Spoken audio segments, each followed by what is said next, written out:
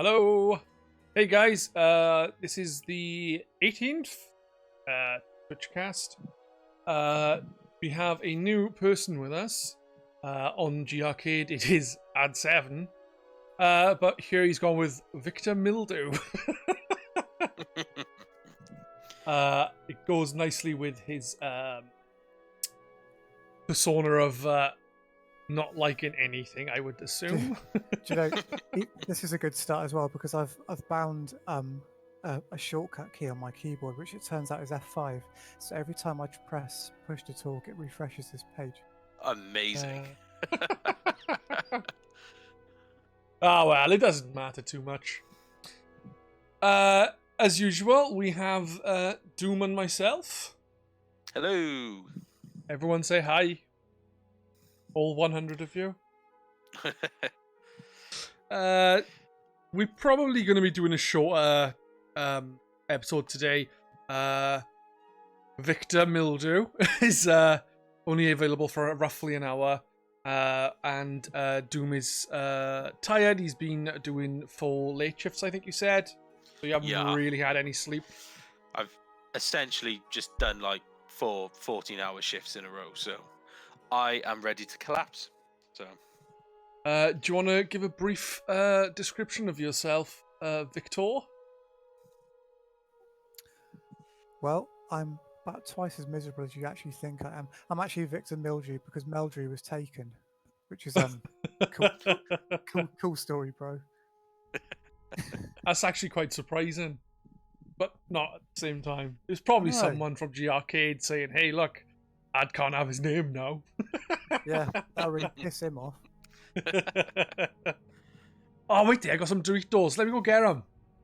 oh, tell you what, talking about stealing names, yeah, I'm still furious that someone else on Twitch has got the Doom Spoon.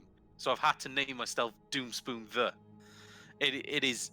It infuriates me that someone else had the same level of creativity as me, and they stole my name. Guilty. God, McDonald's review. I don't know if. No, you didn't come back and reverse about the McDonald's you had. I don't even remember. When did I go to McDonald's? Oh, Was that last week? Either last week or the week before. I can't remember. It was the week before. We had to rush off to get the missus from work. Oh, yeah, that was it. And then we were stopping at McDonald's, yes. I believe, as far as I remember, there was no complaints. As per usual with McDonald's, nothing is like, oh, that was really good. But it's like, you eat it and you go, yeah, I've got nothing to complain about. So yeah, I suppose. I also like the fact that the second that we mention that I'm tired, the chat just fills up with, well, it's fine. You just sleep on stream anyway. What's the problem? Straight away. Like, damn. They still remember. We've all done it. Oh, not to the extent not during the game of the year chat, but we've all done it. Just a quick aside. I remember watching one stream.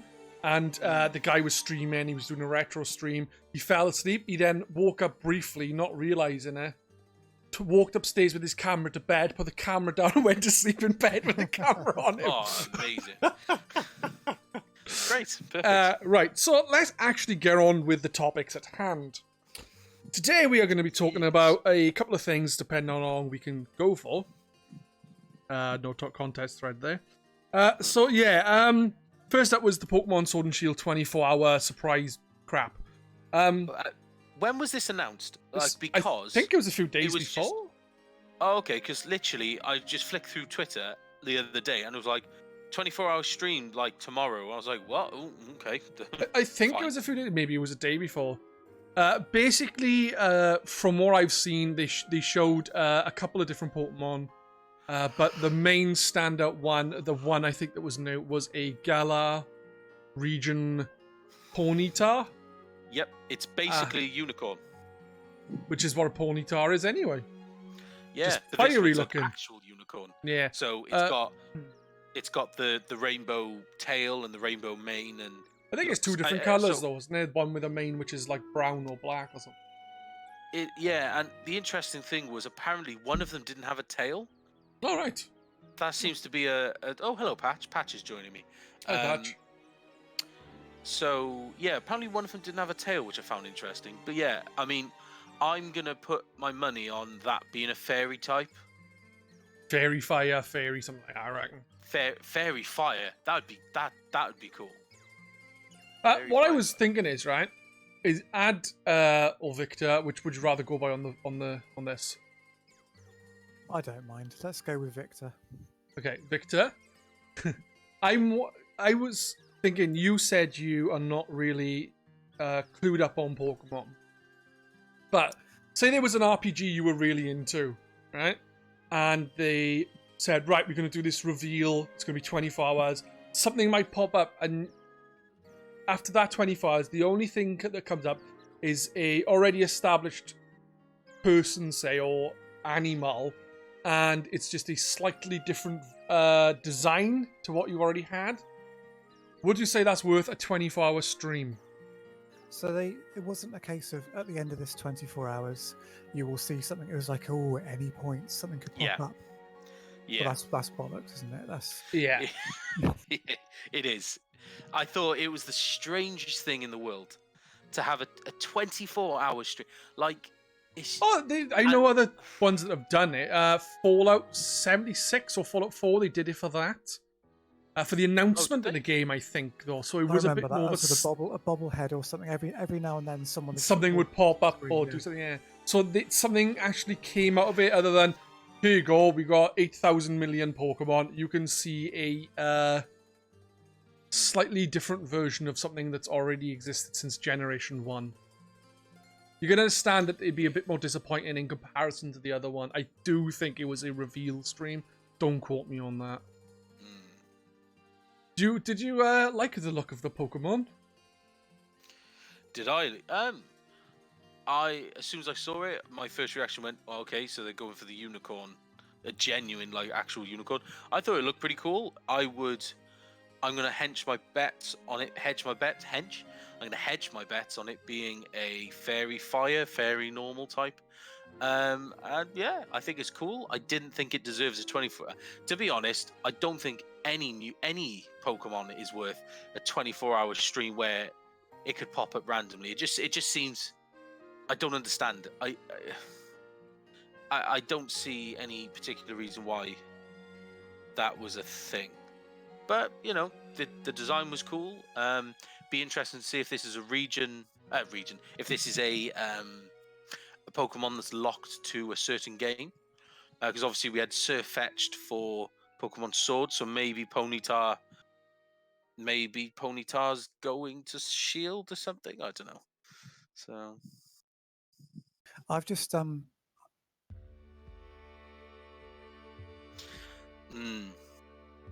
variant. Yeah. Sorry, Ad. What were you going to say? I was going to say I've got a picture of this up on my screen. It's only a small one, and of course I have no knowledge of what this is. I can see some purple stuff around its feet, which I'm guessing are little fluffy things around each foot. But the way it looks here, it looks like it had a sort of pair of racy pants on, and they've sort of slipped down around its feet, and it's about to trip over in them. Is it maybe a new type of Pokemon? There's sleazy Pokemon, sleazy type. Yeah, they should. The Schlag type. The Schlag. You Schlag. Gotta bang them all. Gotta bang them all. The filth. You Schlag. I haven't really got much to say about it. At the end of the day, there was one Pokemon. I don't know if any others have popped up and people have just not noticed them yet. But from all the talk at the moment, there's only the one. Yeah. It did show a couple of other Pokemon, don't get me wrong. There was like Pikachu and that Ibbly Dibbly Goblin thing. I can't remember his name. Ibbly Dibbly. I hope there's a Pokemon called Ibbly Dibbly. The Vicar of Ibbly Dibbly. Right. I'll be a gym leader now. Yeah. I hope so. The Vicar of Ibbly Dibbly. I was thinking then that as we haven't really got much to say about it because there wasn't much actually shown and it was really rather pointless for 24 hours. It should have just been like, here's a 1-minute stream, here's a Pokemon, done. Or just put it on Twitter like they've been doing with other stuff. Fallout Legacy Collection is real. This is what Doom said. Yeah. It is real. I don't remember it being a leak. Unless you mentioned it to me the other day. I can't remember. Right, no, it was leaked the other day. Okay. I gotta be honest, I tend to rely on Twitter for a lot of my information, which is dangerous at best, but you know, I like to live life on the edge. But yeah, so it was popping up all over Twitter that there was this leak going on about yeah, I leaked it. Jeff was right. I leaked the whole thing.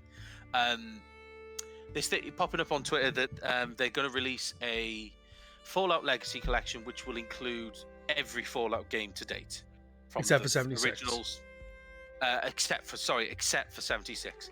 But yeah, so and that's Fallout New Vegas is included in that. I don't know if it's just for PC.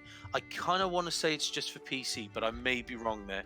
I can't see it here, but one thing I can see, if you didn't know, is it's only coming to the UK and Germany.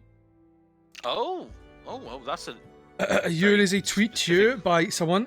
Will it release worldwide? And Bethesda UK replied, Fallout Legacy will release in UK and Germany only. Oh, okay, that's an interesting move. So at least we get it. There's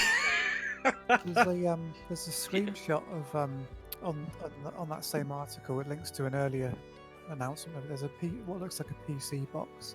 The thing is, if it's PC only, it doesn't really have the same sort of luster, does it? Because it's just going to be like Steam keys or whatever Bethesda launcher key. It's not. They don't really. You know, back in the day, we get a massive cardboard box with all the stuff. Yeah, it'd be a real treat. Whereas it's really just. The thing is this being a Fallout collection? If it hasn't been tarted up in any way, and it's just Fallout 2, Fallout Tactics, Fallout 3, Fallout New Vegas, Fallout 4. If they haven't been tarted up, then you can get Fallout 2, Fallout Tactics, Fallout 3, Fallout New Vegas, and Fallout 4 all on the PC anyway. Yeah, so it would literally make no sense. You know? Yeah. So what's the? Unless maybe they are doing a genuine big box version for a big box PC game. Oh, wait there, 1 second. There's actually a release date. It's coming out on October the 25th. That is in 19 days' time. Yep. Is it to prepare us for Brexit? Oh fuck no! Don't say stuff like. Oh god, I get what you're saying. Yeah. Mad Max isn't really in Australia; it's in post-Brexit Britain. Yeah. Dear me. Just they get confused with the accents. That's what it is. Yeah. So I gotta be honest. I have very little experience with Fallout. I haven't really given it enough time.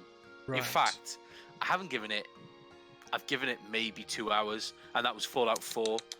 But they are games that I should like, so I just need to find the right time to sit down and actually give it a go, like, properly. I've played Fallout 3, New Vegas, 4, and some of 1. The issue for me with 3 onwards is it literally is Elder Scrolls with guns. I said it when I first saw it. I hope it's not going to be Elder Scrolls with guns. And Bethesda like, it's not going to be Elder Scrolls with guns. And it came out and it was Elder Scrolls with guns. And the thing is... like when you're using the same engine for the game, it's very difficult for it to not be a reskinned version of another game. Do you know what I mean? Yeah, but the thing is like Fallout 3, it was actually rather enjoyable. New Vegas, for me, actually improved quite a lot on it because a lot of the people who worked on Fallout 1 and 2 were Obsidian, who worked on that. So they had a lot of the like not so much references, but they knew what they'd done there, so they could kind of transfer it to that style of Fallout. The issue with me is I never finished New Vegas because I just was like, I just can't be bothered anymore. And same with Fallout 4, I literally played it for a couple of hours and just stopped because I just genuinely got bored of it. And I think the issue for Fallout New Vegas is it's so vast. You can do so many different things in comparison to 3 and 4 with the where everything is like everything can do something. You can do something by just go in a direction this lots of shit to do. That kind of thing. Almost Breath of the Wild-esque in that sense, in the sense that you don't necessarily... more so. Like, Breath of the Wild, you can go anywhere and there's something to do in the sense you can find a car or something, but you can stumble across this thing and all of a sudden it'll turn into a quest line or something. Right, okay. The thing is, for me, with Fallout 1, is I never got past the second rat. I exited the vault, I killed a rat, I walked a little bit further, the next rat killed me. I have no fucking nice. clue how you play those games, but they meant to be amazing. And the difference in those games is you can actually kill children, whereas you can't in 3 onwards. I think they call you child killer or something. So what you're trying to say is Anakin Skywalker would enjoy those games? Yeah. Okay, so that's Star Wars reference for anyone who is unaware. Yeah, so I guess Victor's probably the best person to talk about this because it seems like you are a fan of the Fallout games. Yeah, I've much like Pedz. I've played the same games. I've got all the 1, 2 tactics and whatever the other one's called. I started out with 3. I Brotherhood? absolutely love Morrowind. Absolutely love Morrowind, and then I got after that Oblivion. Absolutely loved Oblivion, and then somehow I don't know how the hell it happened, but it completely passed me by that Fallout 3 even existed. So I got given it for Christmas by my parents. And that's when I lived on my own. So it's like, oh, cool. Oh, Bethesda. Oh, great. Okay, well, hopefully this will be good. I don't know what this is. Jesus, I spent so long playing that game. I'd get home from work and I'd run in and put the PlayStation on. And then while that was loading, go for a piss to maximise my time. Couldn't get enough of it. Absolutely loved it. I loved New Vegas. Like, this is amazing. Fallout 4, couldn't finish it. I was just so bored. It's such a shame. But the early games, I really, really want to play them. I've got them on legitimately got them on. I think it's GOG. I've got them on. I've tried to play them many times, but they're so old. They're just so old-fashioned. Have they not aged well? Well, they've got that old sort of DOS PC game charm. You know, the little hand-drawn sprites and things. They look great in their own way. They're obviously hideously outdated, but the interface is just appalling. You know, it's back in the days before anyone put any actual thought into a UI in any way.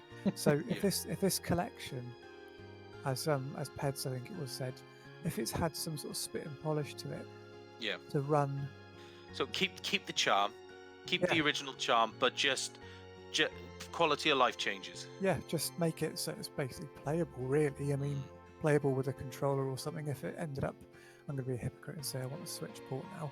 But I would happily take those games on the Switch. But if it's like some crappy, you know, where they've got like a what's it called, Scum VM. If it's like something like that, then it's just not going to be playable.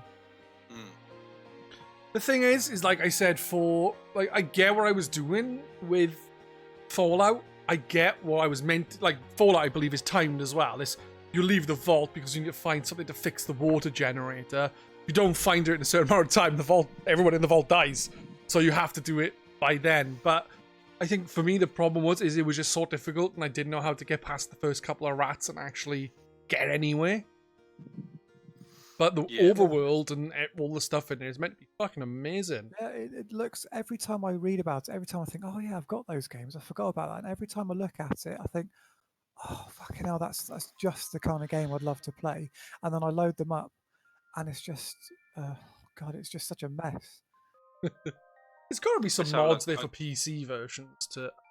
Like, I know there was... I know it's not Fallout related, but there was a Dungeons and Dragons games, the Dungeons and Dragons games, that the third one is being made now by the people who did Divinity, Original Sin.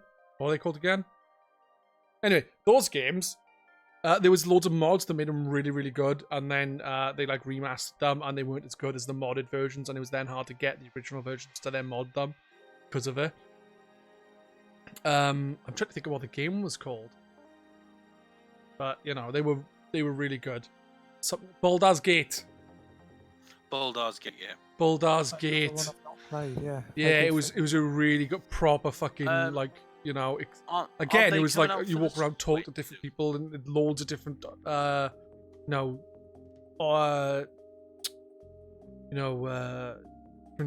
object.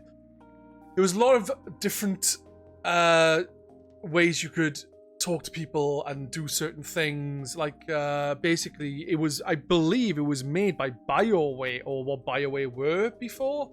Something like that, so you can understand where BioWare have gone from these really expansive RPGs where you can have a lot of different interactions with the same person that will change a lot of things to making Mass Effect Andromeda, which really cuts back on all that kind of stuff, and it did all through the Mass Effect series. So, anyhow. But yeah, I'd love to get my hands on this if it's updated in any way to make it, the quality of life improvements, and obviously for it to run at like a tidy resolution well. I don't know if you can do, we probably can do that on PC, but I wouldn't know. Hopefully I can get past the second rat. Well, I'm just trying to look now to see if right. So I'm just trying to see what the situation with this is. Is it coming out for consoles or what? And by the looks of it, it is only coming out for PC. Ironically, it's coming out on the 25th of October, which is the same day that Obsidian's new game Outer Worlds comes out, which I'm really looking forward to. Comes out day one on Game Pass. I'm going to download that shit straight away, and I'll be getting straight on that. I'm looking forward to that. Yeah. It's basically, they've said, if you like Fallout New Vegas, you're going to love this. So that any Fallout New Vegas fans, it could be a good one for that. Anyway, yes, so it is only coming out for the PC. It's only going to be UK and Germany. I'm just trying to see if Are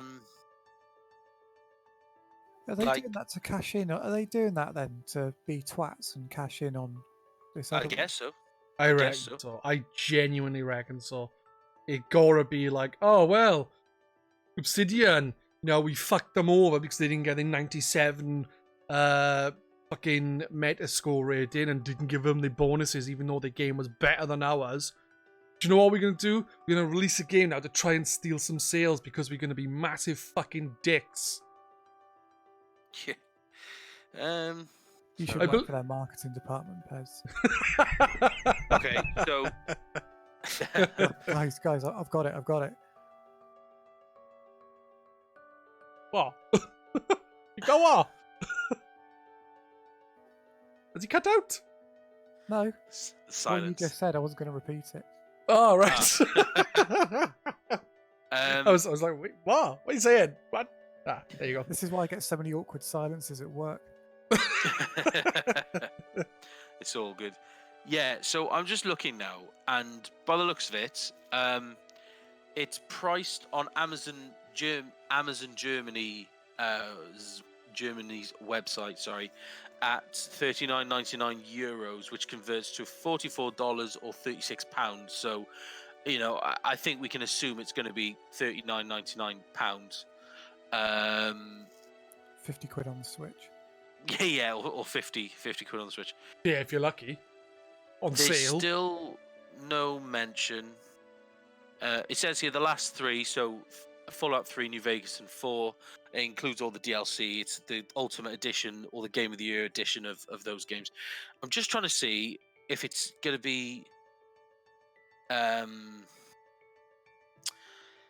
I'm just trying to see if it's going to be like physical, or if it, like you said, it's just going to be some download codes. It's going to be keys, isn't it? You know it is. Yeah, which makes it even worse, really. Yeah, it's going to be download codes that you use on the Bethesda launcher. Yeah. Yeah. So, day one. It's gone from, I'm quite interested in grabbing this if it was something a bit more substantial, to I'd rather just get Outer Worlds. Yeah, exactly. That one passed me by as well. I don't know how. I don't know how I didn't see anything about that, and then I saw an RPG from Obsidian. It's like, I don't care what I'm getting it. I don't care. Yeah, just take my money. So, if they turned around now and said, all the games are on disc, we're doing a proper big box style PC game for 50 quid, 40 quid, whatever they do, would you buy it? And we've touched the games up, so we've got proper UIs and all the quality of life things there. Would you say it's worth 40 quid? Absolutely. If would you? Yeah, if it had those things. I mean, most of them are fantastic games, aren't they? The only problem is, it's a bit of a, I don't know what the term would be, but you think, if you've never played those games, how the hell are you going to get through all that lot? I mean, they could be, every one of those could be a 10 out of 10 game, but there's going to become a point where you're just like, oh, do you know what, screw this. Like Assassin's Creed, it's like, The last You can oversaturate yeah, it, like, can't you? is it Origins, the Egypt one? God, absolutely brilliant. Because I'd had a big break from Assassin's Creed, Yeah. and then there's the one that's out now, which I forget what's it called. The Greece Odyssey. Odyssey. Yeah, Odyssey. No Mario in I sight. mean, it looks fantastic, but I just cannot be asked to play that. No. See, the issue is as well. Yeah, you can get this collection for what maybe £40.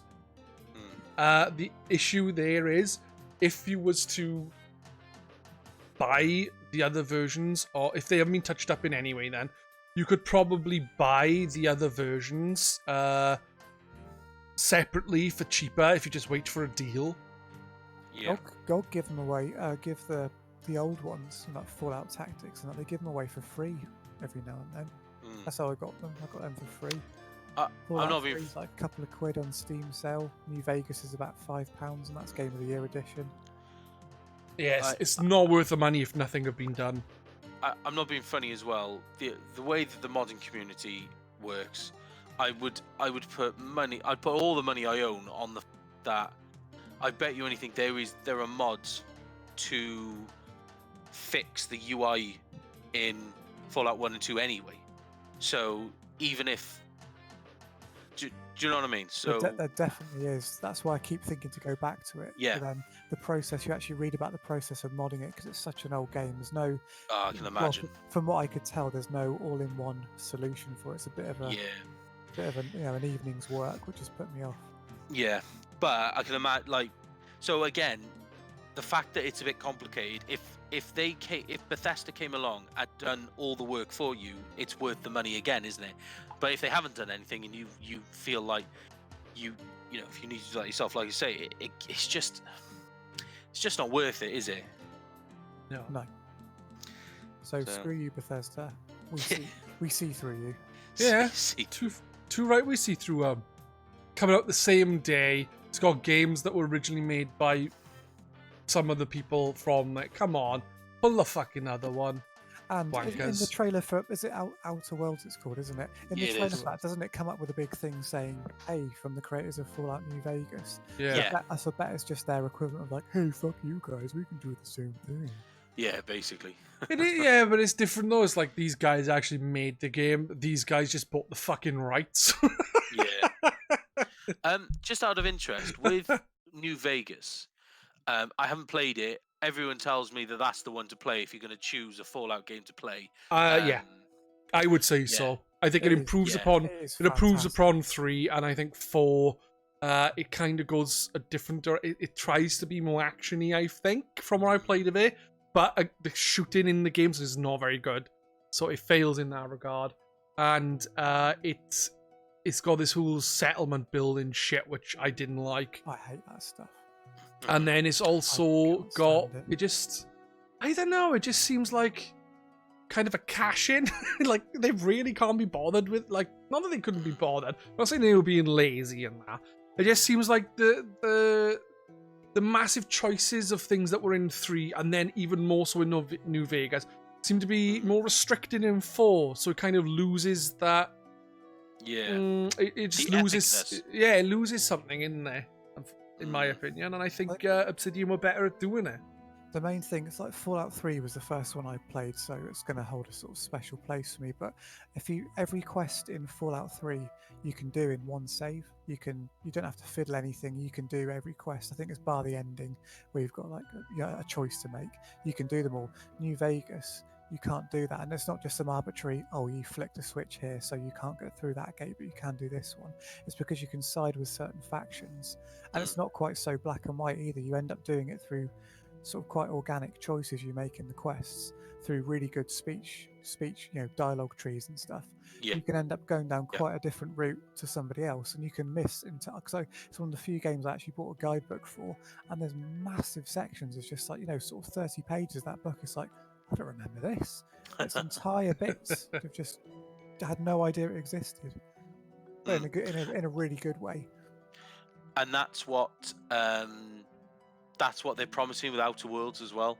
Like the sheer size and range, what is there to do.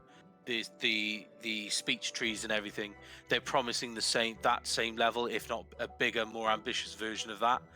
So yeah, so I guess if you're a fan of New Vegas, then this could potentially be a real treat. Cricket said at the time, New Vegas had the most voiced lines of dialogue from any game, but it also had only 6 people doing it. Was anything like Oblivion genuinely was terrible for that though. It's like it had some, if I remember correctly, it had some some well-known people in it, but there was like 6 or 7 voice act, like a lot of the characters who were completely different in different areas would be like literally would be the same voice actor as another person. You could even have like 5 people in the same village voiced by the same person.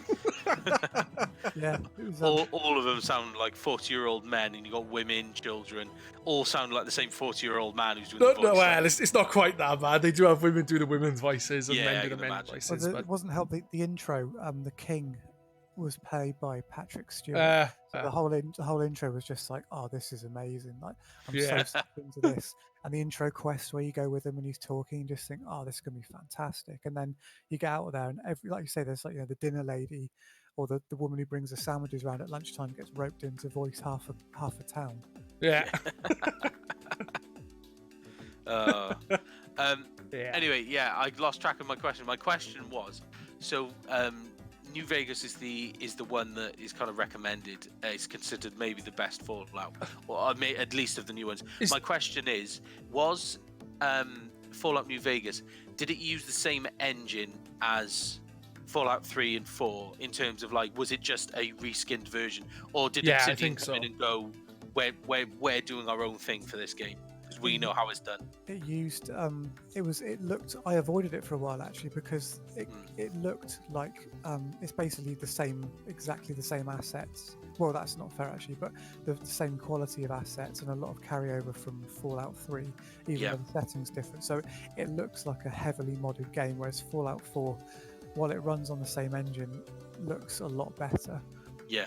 I mean, New Vegas is very on the PlayStation 3. It ran appalling. If you play it on the PC, it'll be brilliant with all the fan patches and stuff. Yeah.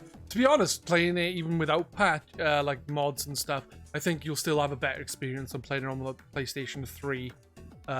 Probably, because if I remember correctly, Bethesda games on the PlayStation 3 were notoriously shite. Yeah, Skyrim was took what 8 months to fix, something like that, and even then it's not as good as the 360. Yeah, that was pretty crazy. Okay, so it's interesting that Obsidian took what is essentially the exact same assets, the same engine as what they did for Fallout 3, and made it better. And they made it better, and they use the same engine for Fallout 4, and yet still, it's not as good as New Vegas. Do you know what I mean? It says a lot for Obsidian. There's some good like meme piss takes of the dialogue system. So like you've got like a picture of New Vegas and this massive thing, and then this beautiful branching dialogue thing, and all the outcome of that, and then the Fallout 4 one's just like a thumbs up or thumbs down. That's pretty much what it is. Yeah. And it's jarring then, isn't it, when an older game is more engaging than the new one? It becomes jarring. Yeah, it's funny. You can the dialogue in it was so good because you can pick your stats at the beginning. You could turn down the intelligence of your character, so your character's basically just a walking blob. Really, you've got no intelligence. But the dialogue trees will reflect that, so you'll talk and just go like ugh, and just grunt at people. That's amazing. So I guess then, does that mean we're excited for Outer Worlds? Very much so. Yeah. Are you PC, console? What will you be getting it on, Victor? I can't make my mind up because I've got a really nice telly downstairs, and it's a bit more social sitting with my wife to play it with her because she'll be wanting to play it as well. Yeah. But then I want to know how it runs first, because up here I've got like a G-Sync monitor and Yeah. quite a beastie PC, which could probably run it very, very nicely. Yeah. Mouse and keyboard as well. So I don't know really. Will it? What console do you have downstairs? I have a PlayStation 4 Oh, Pro. PlayStation. I was going to say, because if you had an Xbox, then Outer Worlds is coming. Oh, hang on. Obsidian are owned by Microsoft. Is it coming out on PS4? Yes. Yeah. Yeah, it was announced before the acquisition, so it's still coming to the console. Right, I was going to say then. I think there's a couple of games like it as well that Microsoft have bought the companies after they'd already started developing, so it's come into those consoles. Yeah, because obviously with the fact that Microsoft own them, it means that the game comes out day one on Game Pass, which I think is amazing. Yeah, you know, really it makes it so worth it. You know, so and they let you like preload it even on Game Pass before it comes out, so you can play it like as soon as midnight hits, you can just go and play it, which I think is awesome.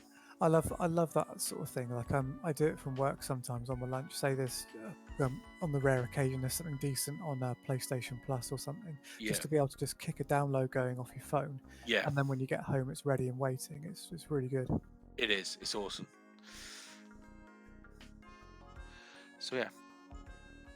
Right. Sorry, I'm looking at what we're supposed to be speaking about next, which is. That is okay. Well, I actually don't know much about this. It's Ubisoft. I'm assuming we're done with the topic there because we've basically said that Obsidian are better at Fallout and that's Fallout games than Bethesda, and that's why we're looking forward to this new Obsidian game in comparison to Bethesda's whatever they're gonna do. And that Fallout 76 too. Yeah, and that we've seen through what Bethesda are doing with this Legacy collection, and that you shouldn't buy it. I'm not saying don't buy it. I'm just saying the chance are you get cheaper online. Revolution stuff. Revolution. Children of the Revolution, isn't it? Next up then is the Ubisoft getting slammed for putting in blatant pay-to-win mechanics for Ghost Recon. I was going to say Wildlands, but that was the last one. Ghost Recon, Bulletstorm Edition. I don't know what it's called. Something like that. Yeah. Ghost Recon Wildlands 2. Yes. So, when I say blatant, it's not blatant. It is literally time savers. Like, so they've made no bones about it. You go into the store and you can walk straight into that game and buy skill points to use on your character. So you've got two options. You buy the game, you sink the hours into playing the game, you earn the skill points yourself, and you build a character.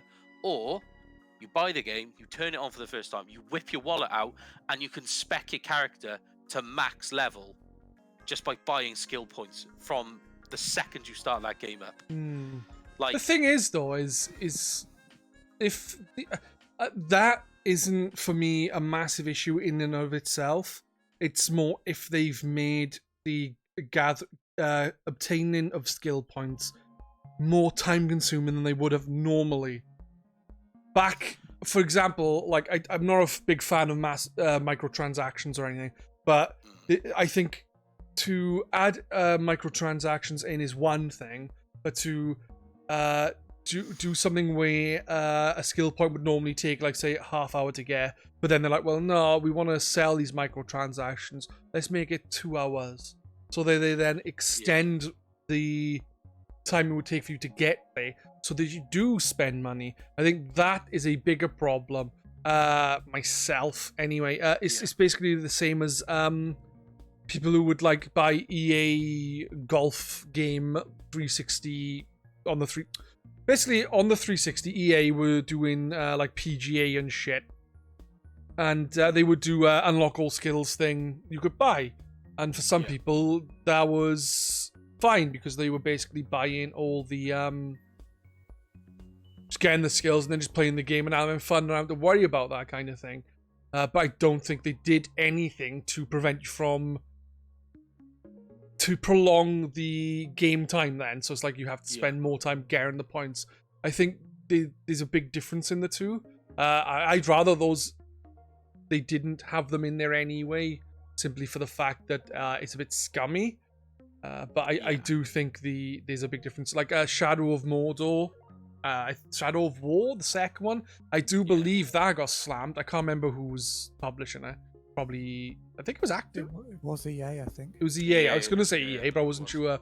But that got slammed because that literally had things take you like an extra 50 hours. Yeah. I'm not saying it was 50 hours. It was like it took you an extra fuck ton loads of time to get the final ending bit, simply because if you didn't pay for the fucking loot box shit or something. Wasn't it? Didn't it get sorry, Pez, didn't it kind of come to a head because reviewers were basically having to pay to be able to finish their review? Pretty much. Yeah, I think so. Yeah, and the thing is that game after a while it was updated and got rid of all that stuff. I think, or made it so it was a lot more obtainable in game without spending money. So I think there's a big difference between doing that and doing this, unless it turns out that they've done this and then they've made it more difficult for you to get the skills without investing even more time in than what you would. There's a lot of people the reviews are currently being written for this game now, so there's not a huge amount of. There are reviews out there, but there's not every, like IGN haven't. I think they're still in the middle of writing their review and stuff like that. So it will come out, but I just, regardless of whether or not they slow you down or not, I just don't understand why it's needed in the game. Like, I don't think it's needed, and like I said, I actually agree with you that it's a bit scummy, and I don't like it. But at the same time, it's there for. The thing is, I was going to say it's there for people who want to just get the game, get all these skills max, and just play without, like, because they may not have the time to do it. But going back 2 generations, you wouldn't have the issue of buying a microtransaction to make things easier for you to do that sort of thing. It would just be a cheat code which would be free with the game anyway. Yeah, well, yeah. Like a pre-order bonus at most, wouldn't it? Or a cheat code or something. Yeah. It would basically be like, literally, you're looking back on the GameCube or the PlayStation 2, and what you would have is you'd either have to input some kind of code to just access everything, or you'd have to, I don't know, action replay it or something. Do something like that, but you wouldn't actually have to pay extra money for however many, like, buy this pack for 20 quid, you can get 5 skill points, something like that. It wouldn't be like that. So I think basically what they've done is given the players who would do that kind of thing before the chance to still do that, but they charge them extra. So it's, like I said, it is scummy, but I think it's not as scummy as someone saying, hey, you need to play this game for 50 extra hours if you want to actually get to the end, or give us extra money. So, yeah. Yeah, I don't know. It never sits well with me, these things, regardless of what is or is what they are or not doing.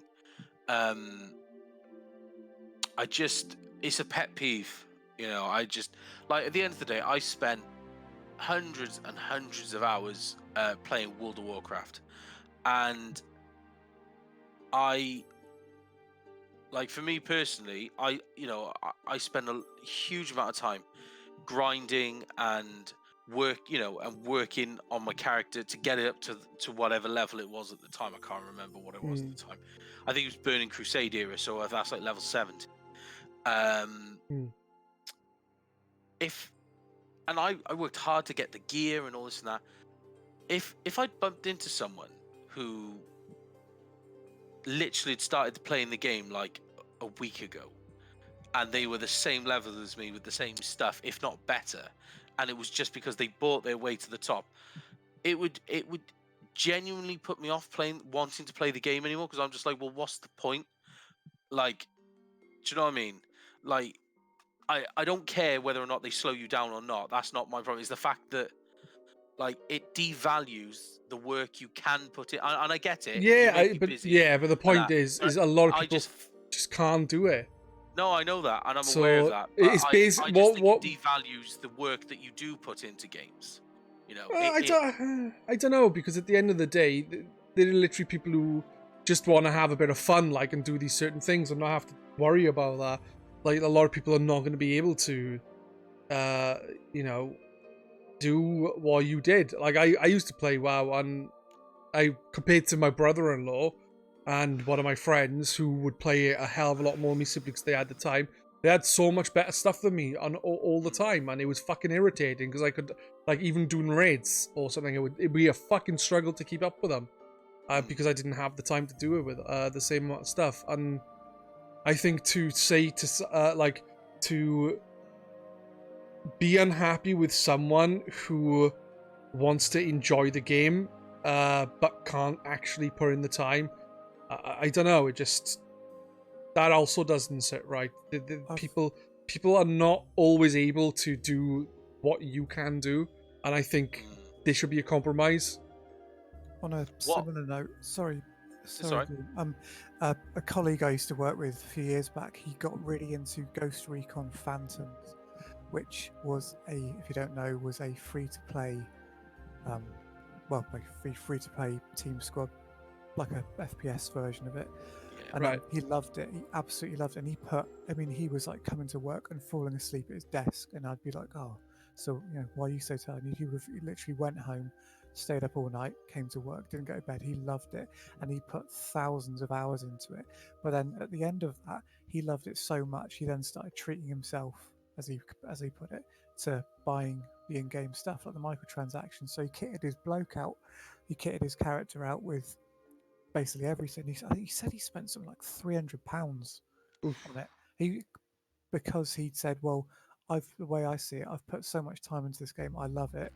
The developers get some money back and I really enjoy it.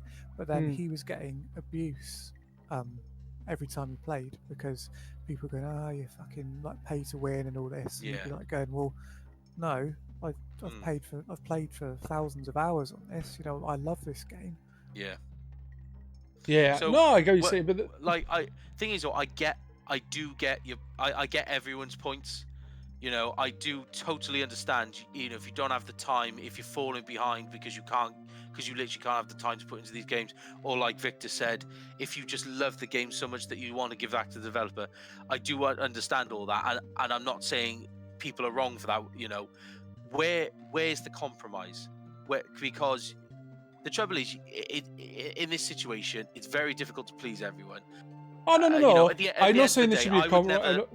I'd never slate anyone for doing it as such, in terms of I wouldn't give them abuse for it. I just personally wouldn't be like, if they turned around to me as I've actually spent a huge amount of time on this game and I've treated myself, I'd go, you know what, fair enough, that's fine. But if somebody just went, I've literally started playing the game today and I'm at your level because I've just spent 300 quid, 200 quid to get to your level, and I've literally only started playing today, that grinds on me, and I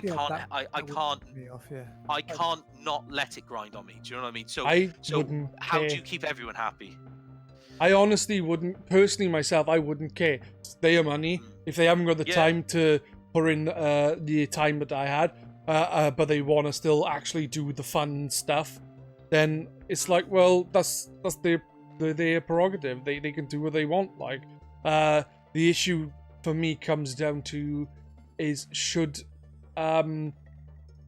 developers be selling these things instead of putting them in the games for cheats? It's different with WoW because it's an online game where you're paying a monthly subscription and stuff like that. But at the same time, I could buy WoW now, not having played it before, and be level 100.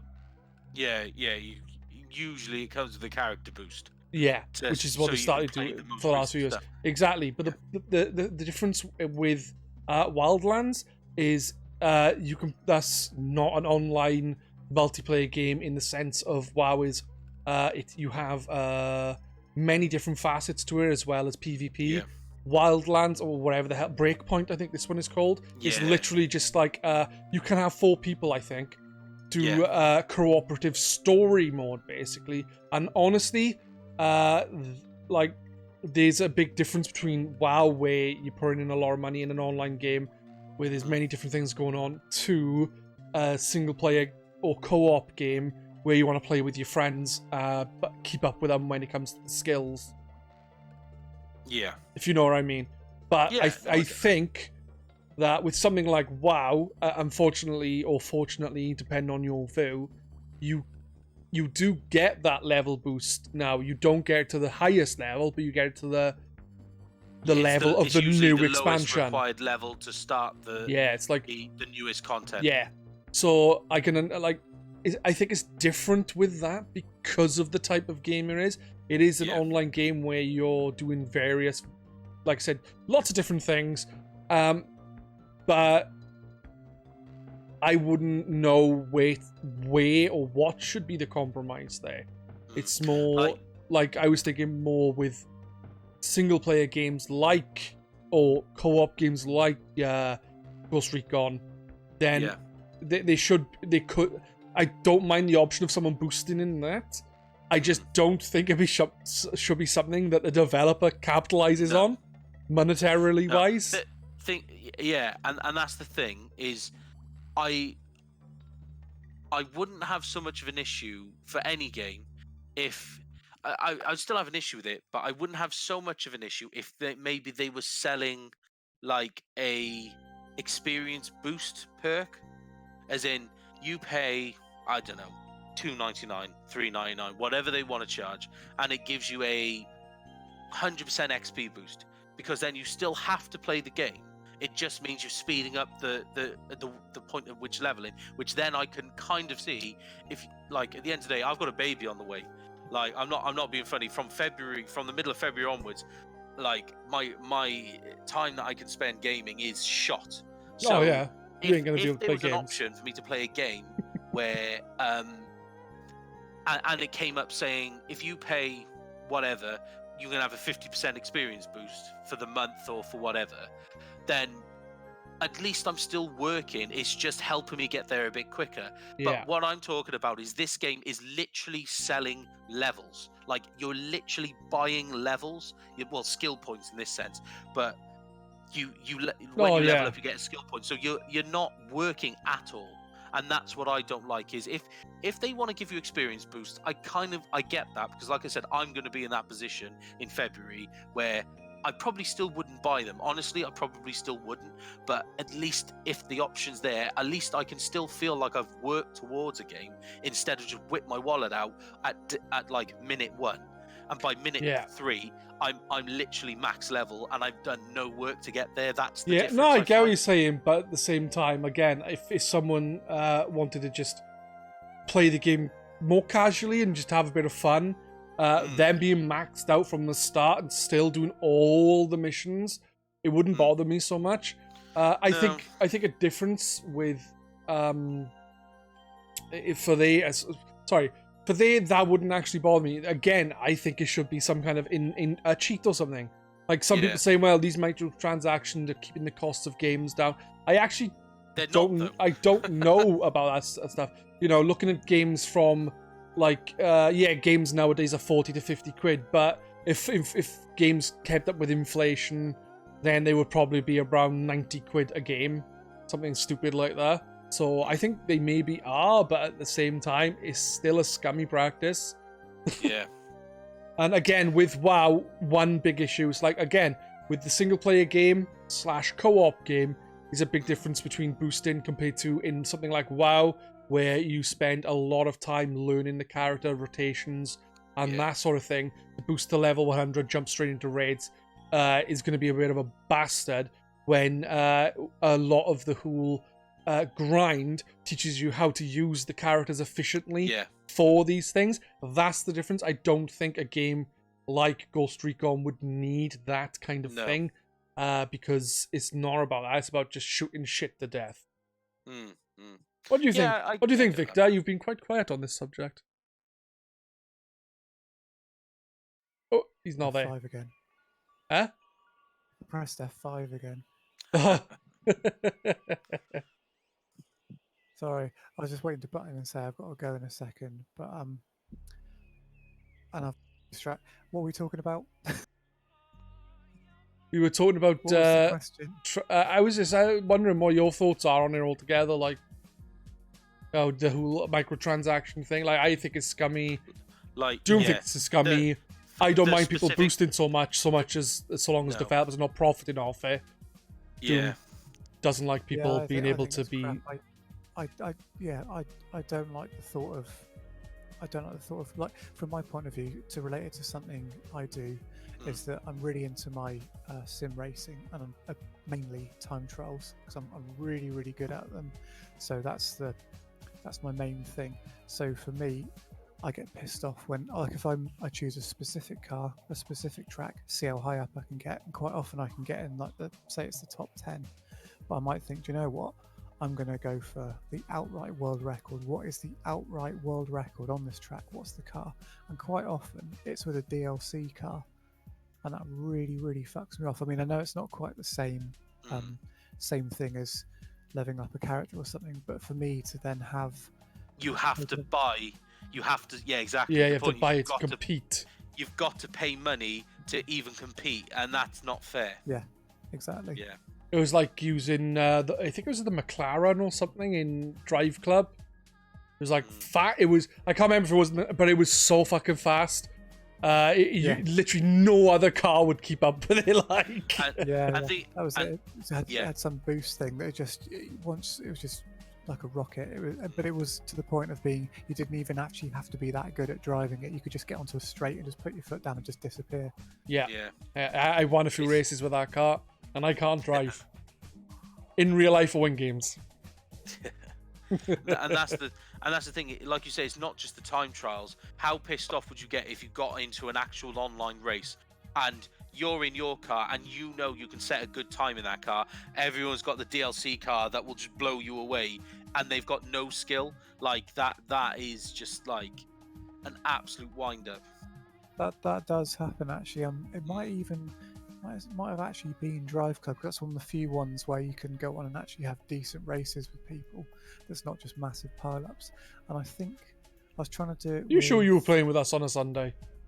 It was Drive Club VR. That was it, because there's a really small pool of stuff. There's barely anyone playing it. It's like, I'm gonna try and do the online stuff. And there's about 3 of us on there. And Don't mention had- VR. Doom thinks it's a gimmick.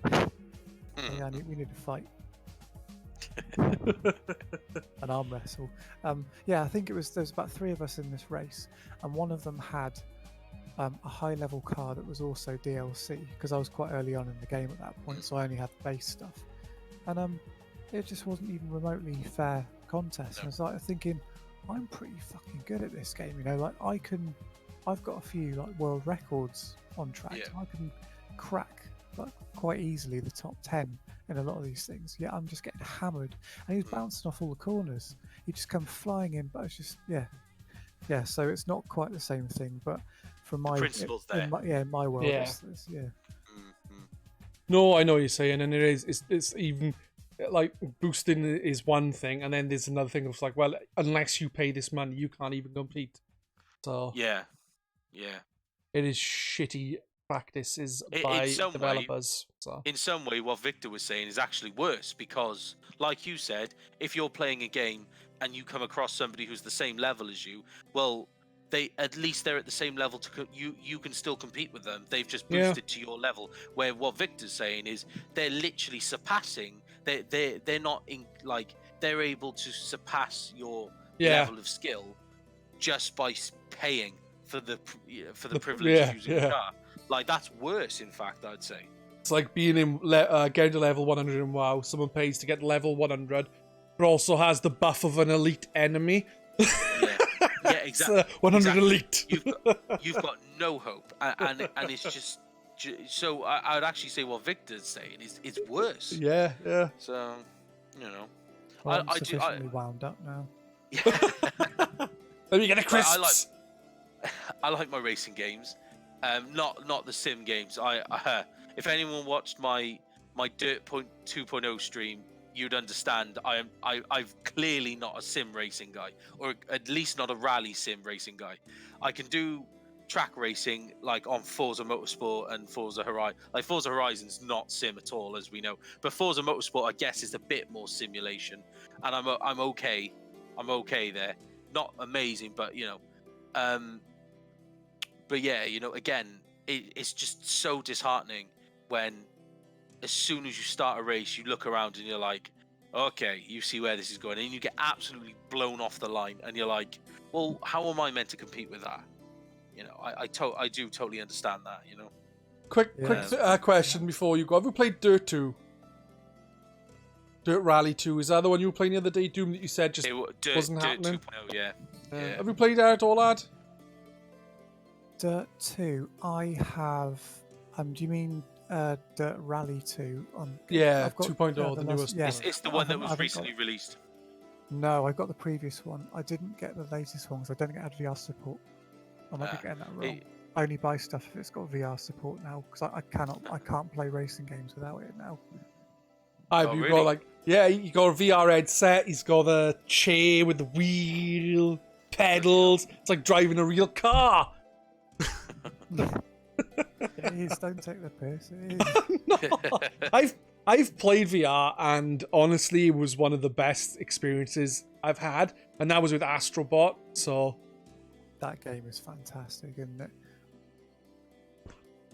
It is. It's amazing.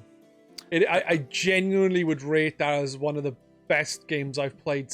And for I know, on a normal TV, that might not be that good, but with VR, where you can look around, you can lean forward and look around walls to make sure there's nothing being shot at you, and you move the bot forward. Oh, wonderful. Ah. Ah. Nice gimmick, mate. So yeah, I was going to say, so easy for people to fall for gimmicks, but hey, it's fine. It's not like 3D. I was like 3D. People, this time next year, nobody will be talking about this time next year. I'm confident of that. Well, I doubt it, considering people have said that before, like years ago about VR, and it's actually increasing in sales, and more people are getting more involved. Oh, I can imagine. And more, I think more companies are developing more stuff. So I think the biggest barrier for VR is the entry price, the cost to entry. Like, it's crazy. I mean, have you played Super Hot VR? I haven't, but I could imagine that'd been amazing. It is absolutely phenomenal. But you can get it on the PlayStation VR. But the tracking of the controllers, I would imagine, isn't so good from my experience. But that is just, it's basically like being in the Matrix. It's absolutely incredible. But you think, what I had to pay for my PC, what that headset cost, the room space that it takes up. It's a real commitment to sit down and play it. It's not just like, hey, I'm going to pick my Switch up off the dock or something like that. You've really, really got to say, right, I'm playing this for an hour. So it's the cost, and not everyone's going to want to actually do that. Yeah. They need to make it accessible. I mean, for me, I take the mick and say it's a gimmick, and I know it's not a gimmick. I know it's the fact that it will be the future. But the thing, I'm not comfortable with VR for me personally, because I don't want to be that immersed, because I like being aware of my surroundings still. Like, I don't want to be completely unplugged. I don't like the idea of having a visor on, headset on, and I'm totally cut off from the real world. I don't like that. I feel too vulnerable. So, like, for me, it's unless I get over that, it's just not going to work for me. But that's just a personal thing. Like, at the end of the day, VR is the future, and everything will probably go that way eventually. I just gotta get over that feeling of like, I like to feel grounded, and I've tried VR once or twice, and I was just like, no, like, I just got that feeling anybody could come up behind me and I wouldn't stand. Like, I just would not have I wouldn't even have open help. I might as well have my hands tied behind my back. Do you know what I mean? I don't like it. It's too, like, you're giving yourself too much to I can't do it. So I won't play it when I'm on my own in the house, and given that I predominantly play my sim stuff, so like I said, I'm in a chair, I've got a wheel, I'm utterly immersed in that. Like, to me, it's like being like I'm a proper race driver. It's amazing, but I'm completely and utterly focused. There could be someone, I have the volume cranked up as well, so it's like really loud engine sounds. I'm completely in it. but someone could be in my house. I wouldn't know. Yeah. So, and I can't do that. That feeling, I could be backed up against a wall, knowing nobody can come up from behind me. I'd just be worried about someone coming from the front instead. I can't do it. I cannot do it. With these headphones on, I can't hear anything. If someone was to walk up behind me right now and slip my throat, I wouldn't know till they've slipped my throat. Anyway, so I can't see behind me unless I turn around, so it makes no difference without the headset on anyway, because I don't tend to look behind me. So, you know, which is why the kids usually sneak down past me, because I'm sitting away from the stairs. They'll walk past me, go out the kitchen and nick a load of chocolate and run upstairs without me knowing about it till the next morning when I find her. The rappers. Bastards. One more thing before you go, Victor. Graham asked you to give us a song. Oh.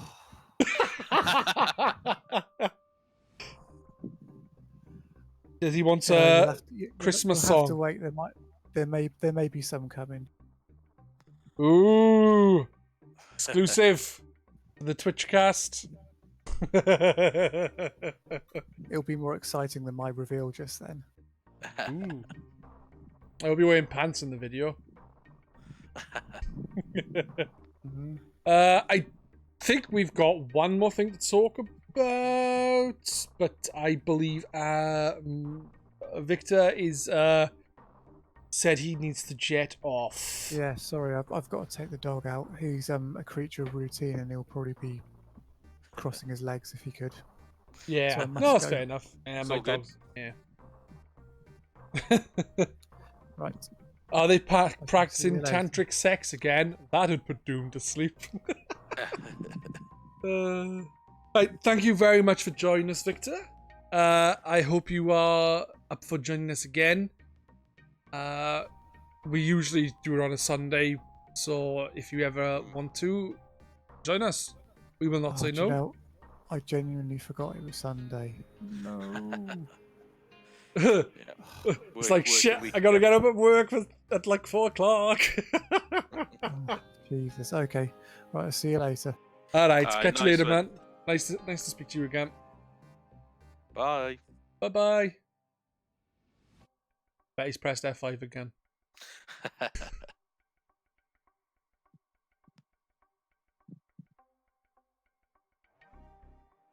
He disappeared.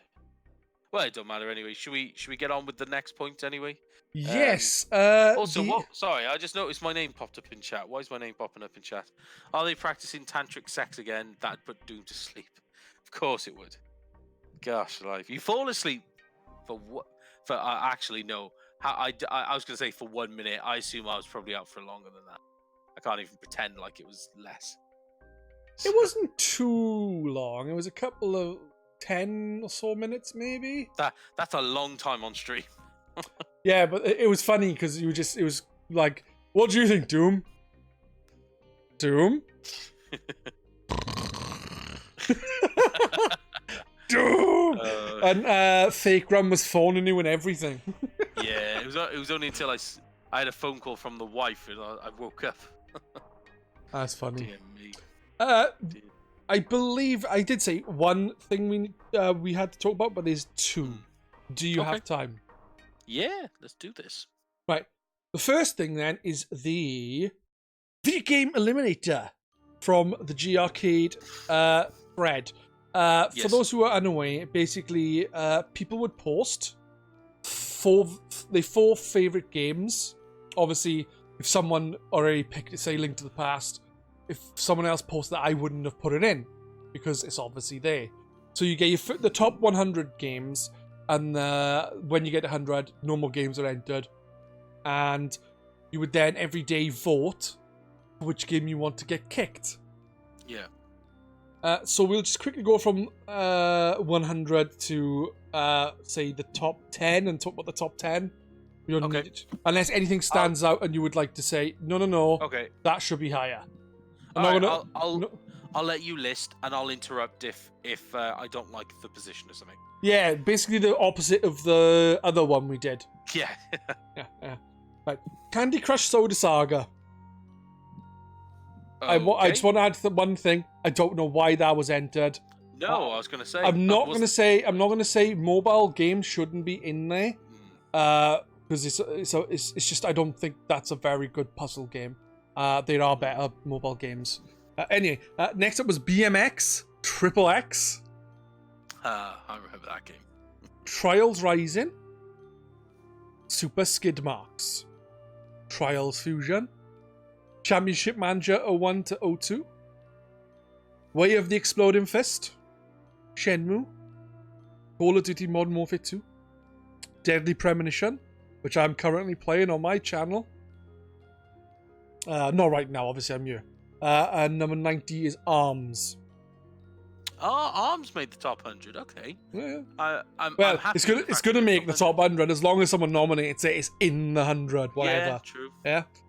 So we didn't have an 89th. We had an equal 88, which is Trials HD and Eye of the Beholder 2. It's meant to be pretty good, actually. Cool. Damnation is 87th. Mercenary for the C64.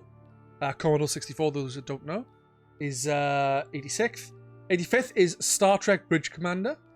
84th, Future Cop LAPD. 83rd, Mad Max.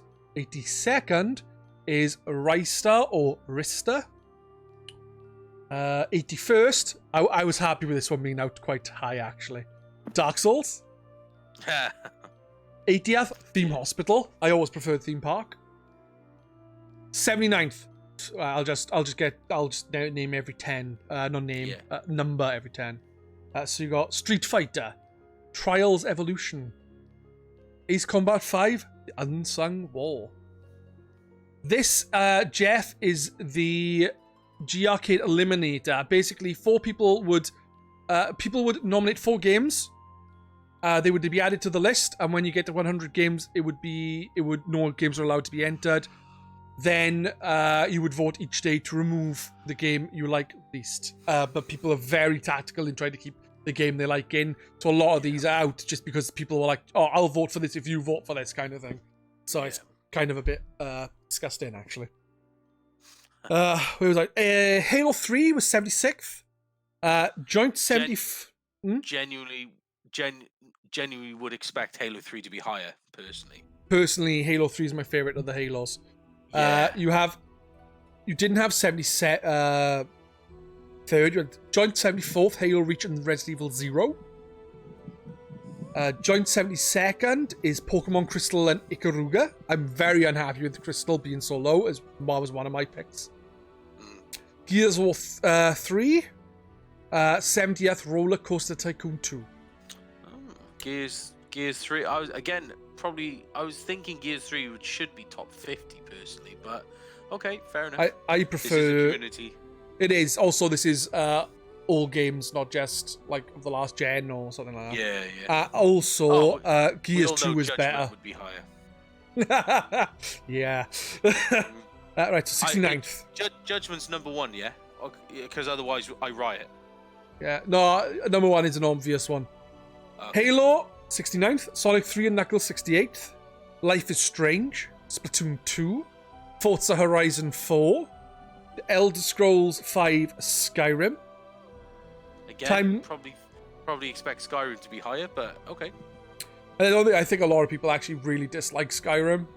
Oh, really? I think on the forum, I think most people prefer Oblivion and Morrowind because they find that while the exploration gets better, in some ways, it loses stuff kind of like Fallout 3 to Fallout 4 did. Yeah.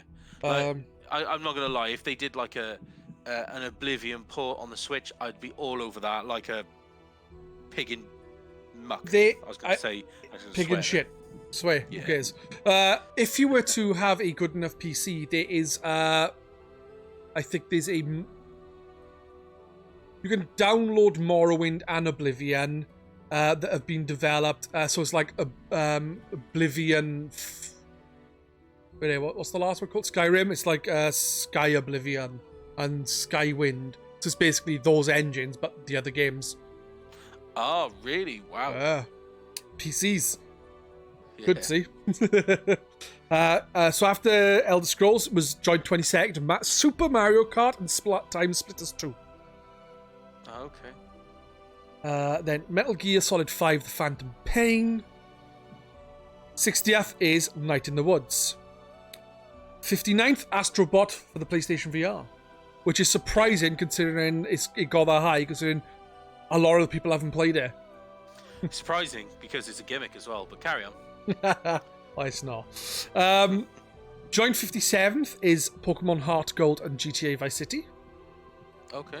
Then you have Xenoblade Chronicles 2, Banjo-Kazooie, Streets of Rage 2, Phoenix Wright Trials and Tribulations, Outrun 2, Metal Gear Solid 3 Snake Eater.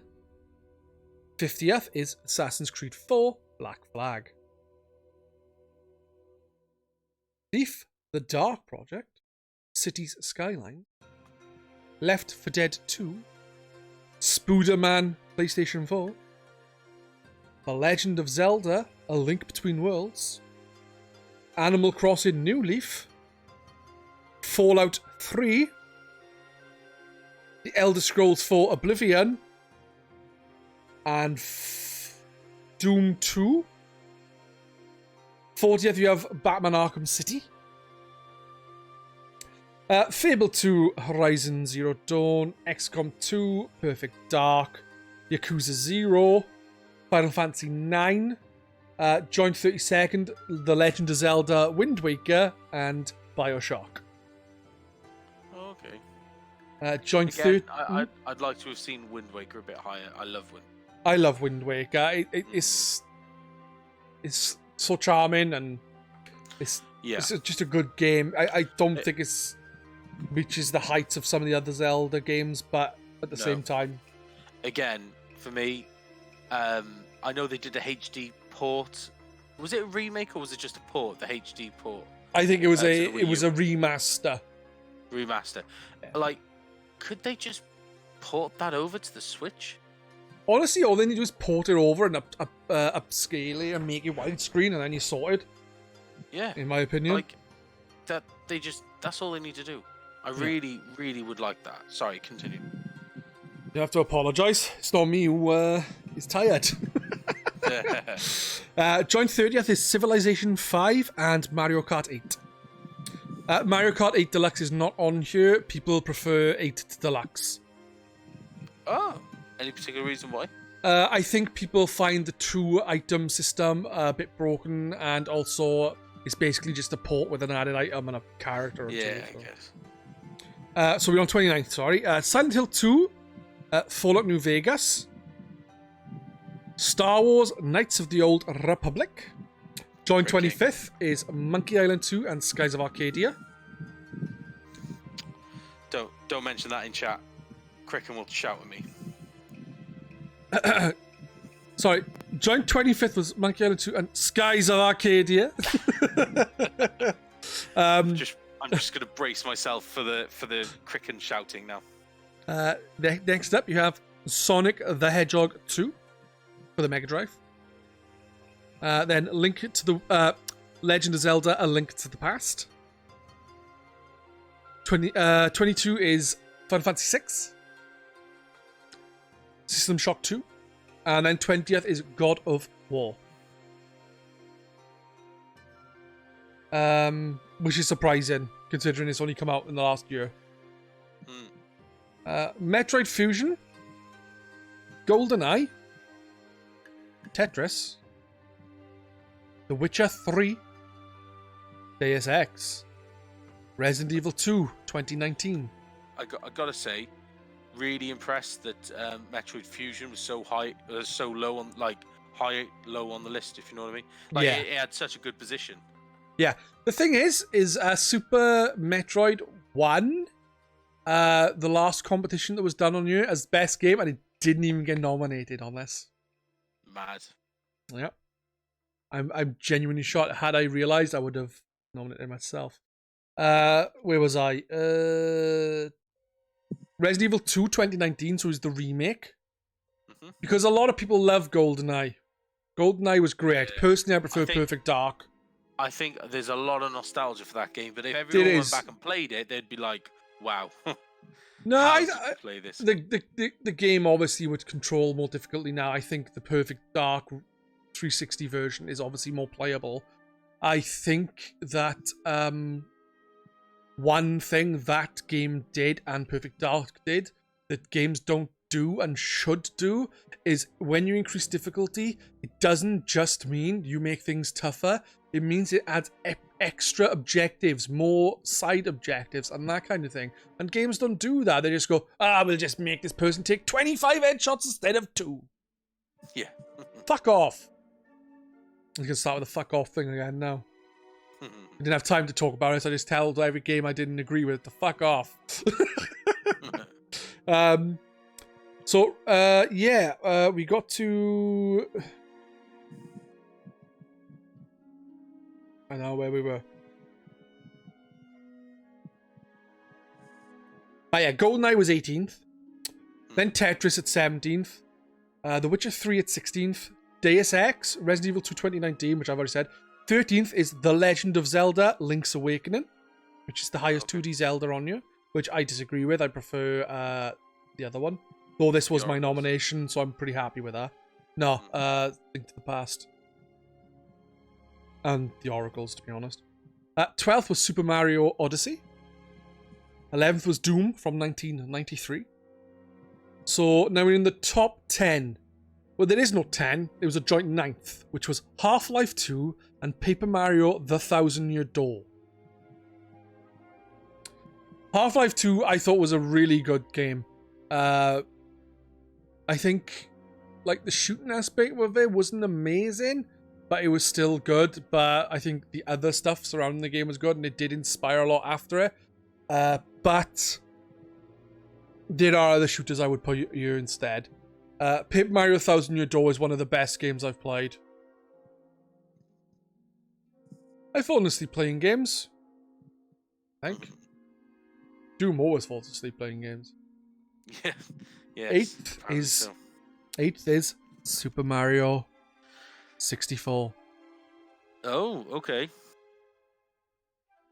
Joint 6th. I wouldn't put Super Mario 64 that high myself. No. Joint 6th is Super Mario Galaxy 2 and Resident Evil 4. Okay. How I've heard the Galaxy games are like considered, really they should be considered the best 3D Zelda game around. Zelda. Mario. Shows you I'm getting tired now. Yeah. Mario game, sorry.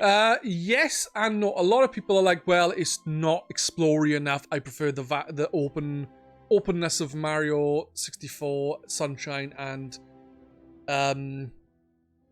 Odyssey. Whereas for me, the Galaxy games are really, for me, the perfect follow-up to World. Whereas I don't think 64 and that are. They're very different. Yeah. So, you know. Cool. Next up then, right, so the top 5. Super Mario World. Not as good as Super Mario Bros. 3 in my opinion, but is a damn fine game. 4th, Metroid Prime. Ah, okay. I was surprised by that, actually. Were you expecting it to be... I was expecting to be lower, like in the like top 50, say, some way, but not the top 5. Okay. No, personally, I think it's a really good game. I do prefer Super Metroid to it, though, myself. 3rd, then, is Super Mario Galaxy.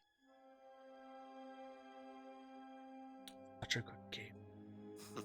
Right, so the top 2 are both The Legend of Zelda games. Which do you think is number 2, and which do you think is number 1?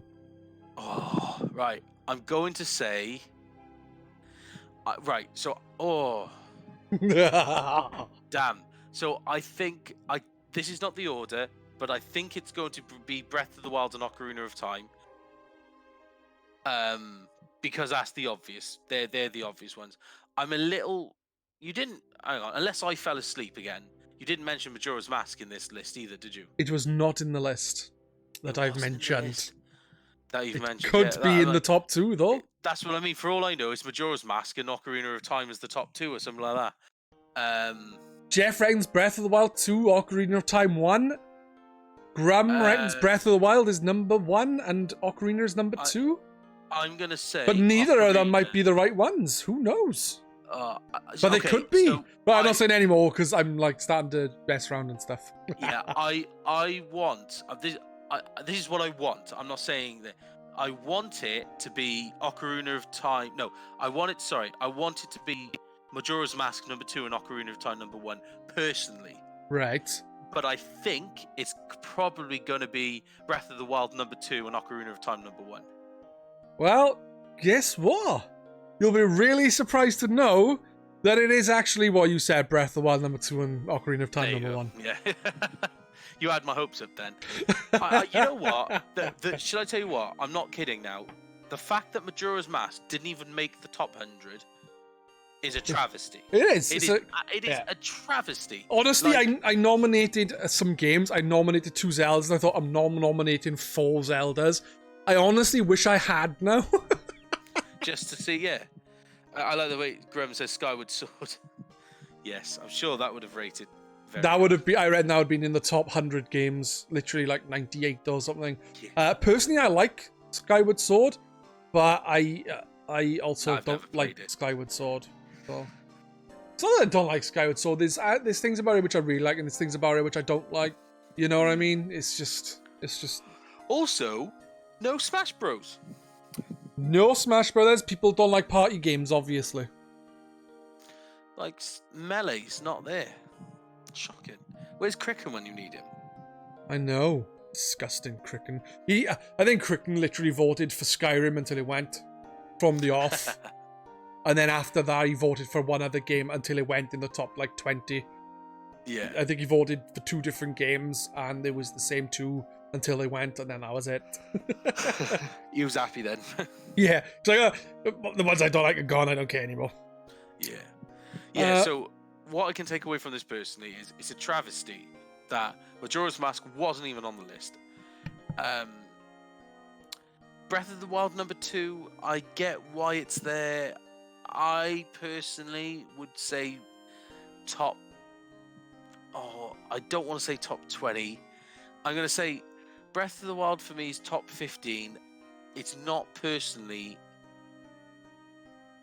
I wouldn't say it's in my top 3 games. I don't know where I place Breath of the Wild because it does so many things right, but it removes so many things that are staples of the Zelda series. It's kind of like a Zelda that's not a Zelda, but at the same time, it harkens back to the very first Zelda, which is a lot more open world. So in some ways, since Link to the Past, we've got used to this style of Zelda, but at the same time, this is more of a follow-on from the very first Zelda.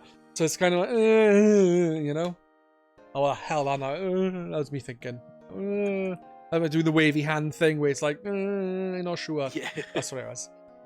Yeah, just for me, Breath of the Wild would probably be in the top 15, but no higher than the top 5. It wouldn't. If it was in the top 5, it would make number 5 at most. It wouldn't be any closer to the top. But I would say it's probably somewhere in the top 15 for me. Personally, I'd say Ocarina of Time. It's always number 1. It's always number 1 for these things. But again, for me, Ocarina of Time would be top 10 because it did. It did transition. It did transition 2D to 3D nicely by remaking Link to the Past in 3D. Right. Yeah. One thing I want to ask you is is the top 10, right? Let me list them, and then you think of the companies: Ocarina of Time, Breath of the Wild, Nintendo. Mario, Prime, Nintendo. Mario World, Resident Evil 4, right? Capcom. Yeah. Mario Galaxy, Mario 64. Yep. Mario the Paper Mario, sorry, and then Half-Life 2. 2 of those games are not Nintendo. That's mad. That's nuts. Does that just go to show that the forum is full of Nintendo fanboys? Yes. I don't know. It does kind of. Are we all just Nintendo fanboys? It does kind of hint towards that way when you look at it. But if you look at the games that are in the top 10, most of them are older Nintendo games. Yeah. Like from GameCube and before. So is it that people have this affection for these older games they played when they were younger, and that's what they've been voting on because it's had an impact on them in various different ways.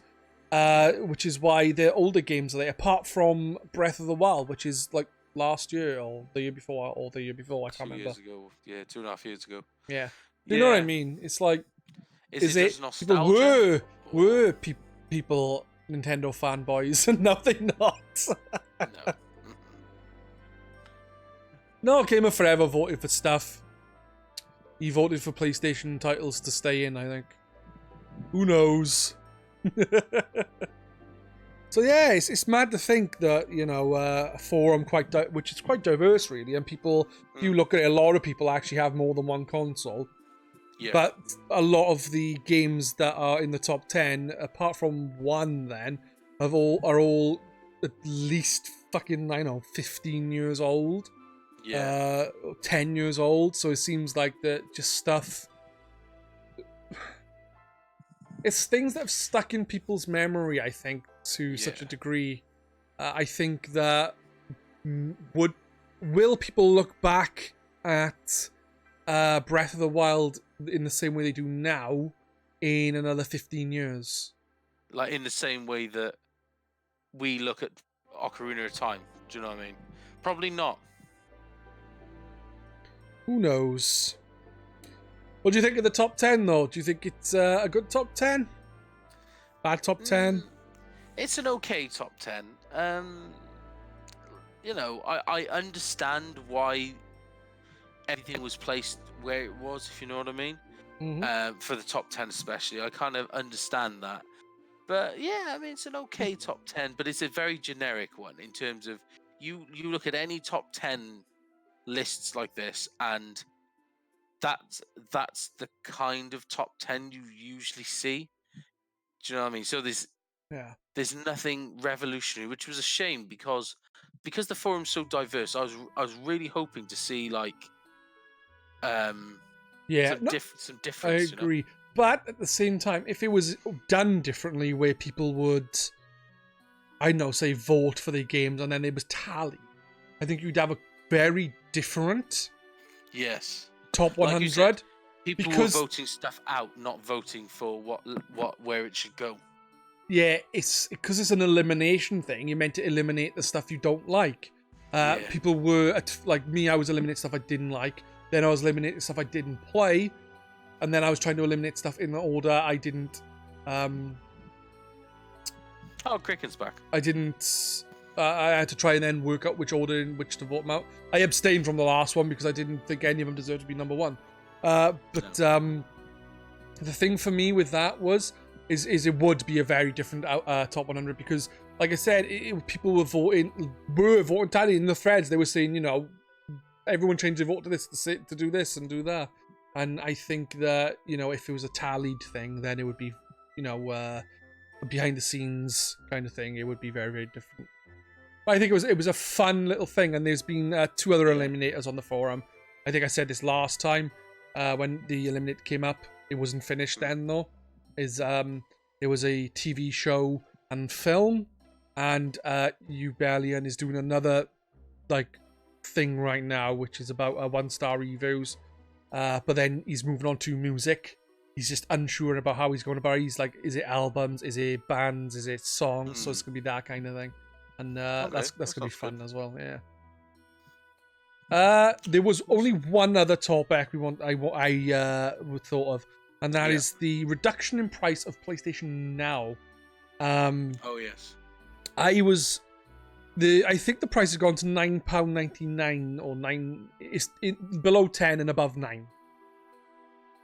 Yeah, I think, or it's £8.99, whatever, around £9, and for a year it's 50.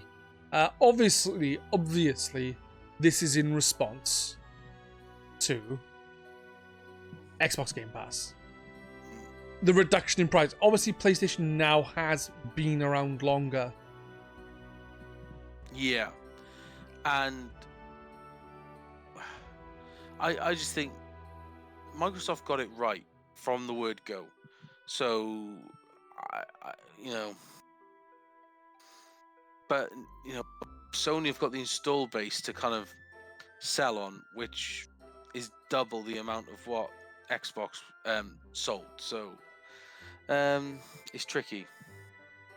Like the Also, thing is sorry, from what I've heard about PlayStation, what's that? I was going to say, Cricken's just put top 100 GRcade moments Eliminator. I want money to puts it on. Yeah, so GRcade podcast Eliminator, moments Eliminator. Number one is clearly going to be me falling asleep on stream, isn't it? Let's be fair. Yeah, Bram already said that. Look, number one would be Doom snoring. There you go. So it's just figuring out what the rest are. The thing with PlayStation now is the game of the. I can't. Why did I do not understand why I said Red Dead 2, because it's one of the games that, like, I get it, I do get it, but I've got more criticisms than anything. I don't. And you traded it in and everything. I still thought it was the best game of the year. That was funny. I was off my head. I must have been that tired. I do not know. I don't even remember saying Red Dead 2. I genuinely don't. I must have been off my head. I must have been so tired. I just said whatever you wanted me to hear, whatever you wanted to hear, pretty much. Yeah. That I just realised that I haven't clicked start recording.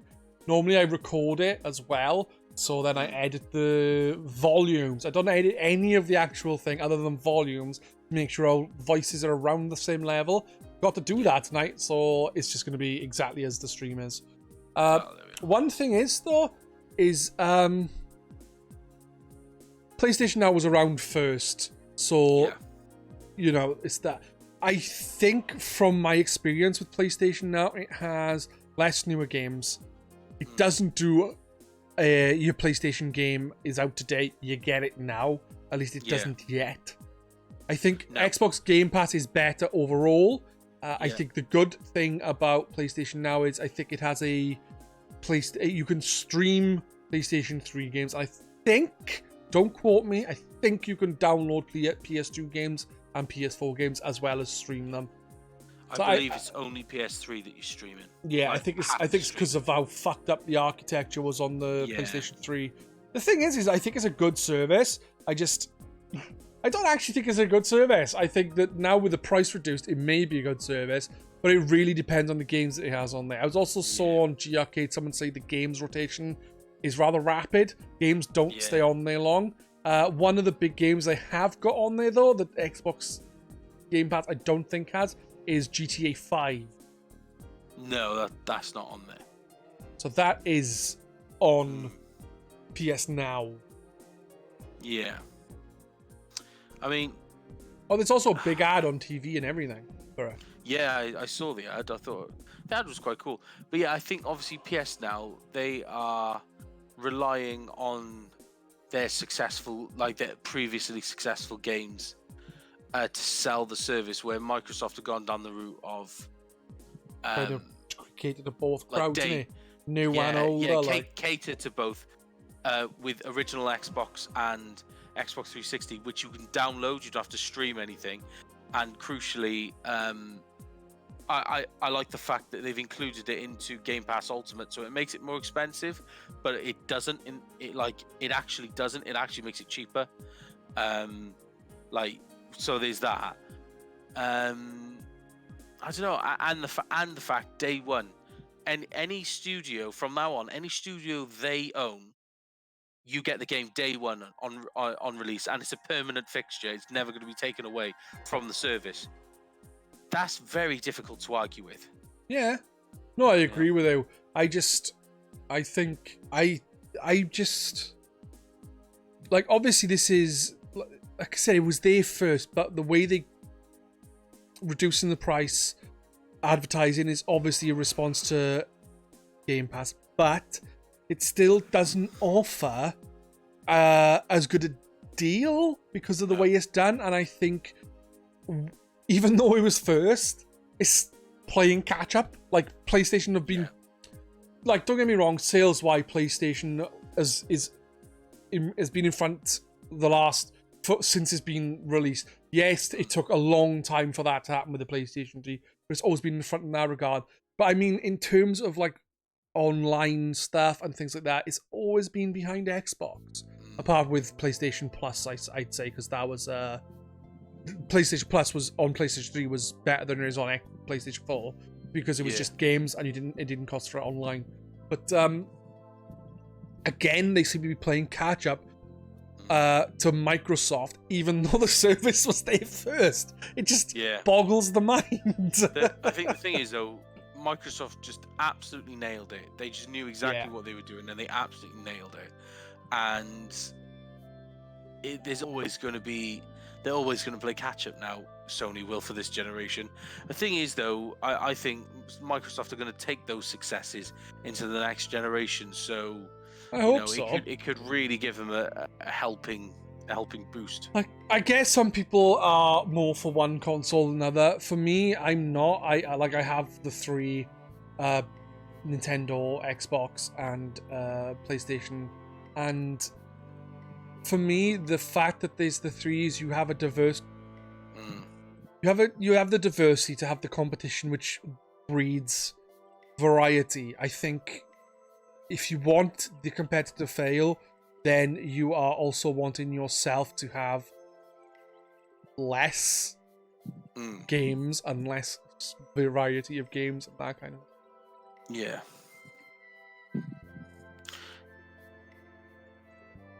That is my opinion. I really don't have that much to say on this. I wanted to get your thoughts, really, because, my opinion is it was the first of the 2 to do it. Yet it is now playing catch up. It's even reduced the price, and it still, to me, doesn't look as appealing as Game Pass, especially I Ultimate. That's it exactly, and that's as what I I'm have taking away from this. yeah. It's like I have a PC, so with Ultimate I get the library on the PC, which is different, not completely, but it does differ to the Xbox. So you get 2 different sets of libraries. On top of that, with Ultimate, I believe Gold is included, which it is. It is, yeah. So for just over what you're paying for PlayStation Now, or what you were paying for PlayStation Now previously, which I think was £15 a month, you're getting a lot more. And I think PlayStation need to do more to get people on board with PlayStation Now, like people have with Game Pass and Game Pass Ultimate. Yeah, definitely, for sure. For sure, I agree. There you go. Is there anything else you would like to speak about? We can very quickly, briefly talk about the studio that's gone into bankruptcy. I can't remember what they're called now. Oh shit! Yeah, it was me who mentioned it. Yeah. Oh, what are they called? They were called Alphadream. Alphadream, that's it. Alphadream. You've got it right. There we are. Yeah. So, I've played the GBA. Oh, I'm trying to think which one. Is that It was that Superstar Saga, and they remade it for the 3DS. Yes, they made Superstar Saga, and I think they made Partners in Time. They remade the 2, or did they remake the first 2 or the first and third? I believe they've made all of the Mario and Luigi games. Like, I think they've made them all. I'm not sure. I know there's a few of them. There's 3, 4, 5. There's 5 of them in total, and I think they may have remade the first 3 then. Yeah, I've played Partners in Time and the first one, Superstar Saga. I really like both. I know people were not happy with the second, but really enjoyed Bowser's Inside Story. You were saying you played Superstar Saga. What did you think? About the game personally, I thought it's a great. That was the first time I've ever played that type of game, and I loved it. I loved the little mechanics where where you can control Mario and Luigi separately, and there's a whole mechanic behind that. The fighting mechanics really nice, dynamic. I've got one of the DS ones. Is it Bowser's Inside Story for the DS? Mm-hmm. Yeah, so I've got that. I haven't played it yet, but I've got that as well. That's meant to be great. I think I've got upstairs. So yeah, and I wouldn't mind getting the remake of Superstar Saga for the 3DS. But But yeah, I just think I think they were great games, and I think there was a lot of love for them. So the fact that they've gone into that they filed for bankruptcy is a massive shame. They've put it down to the talk is that it's gone down to mismanagement rather than anything else. It's more of a mismanagement thing apparently. So I don't know how true that is, but it seems to be that way.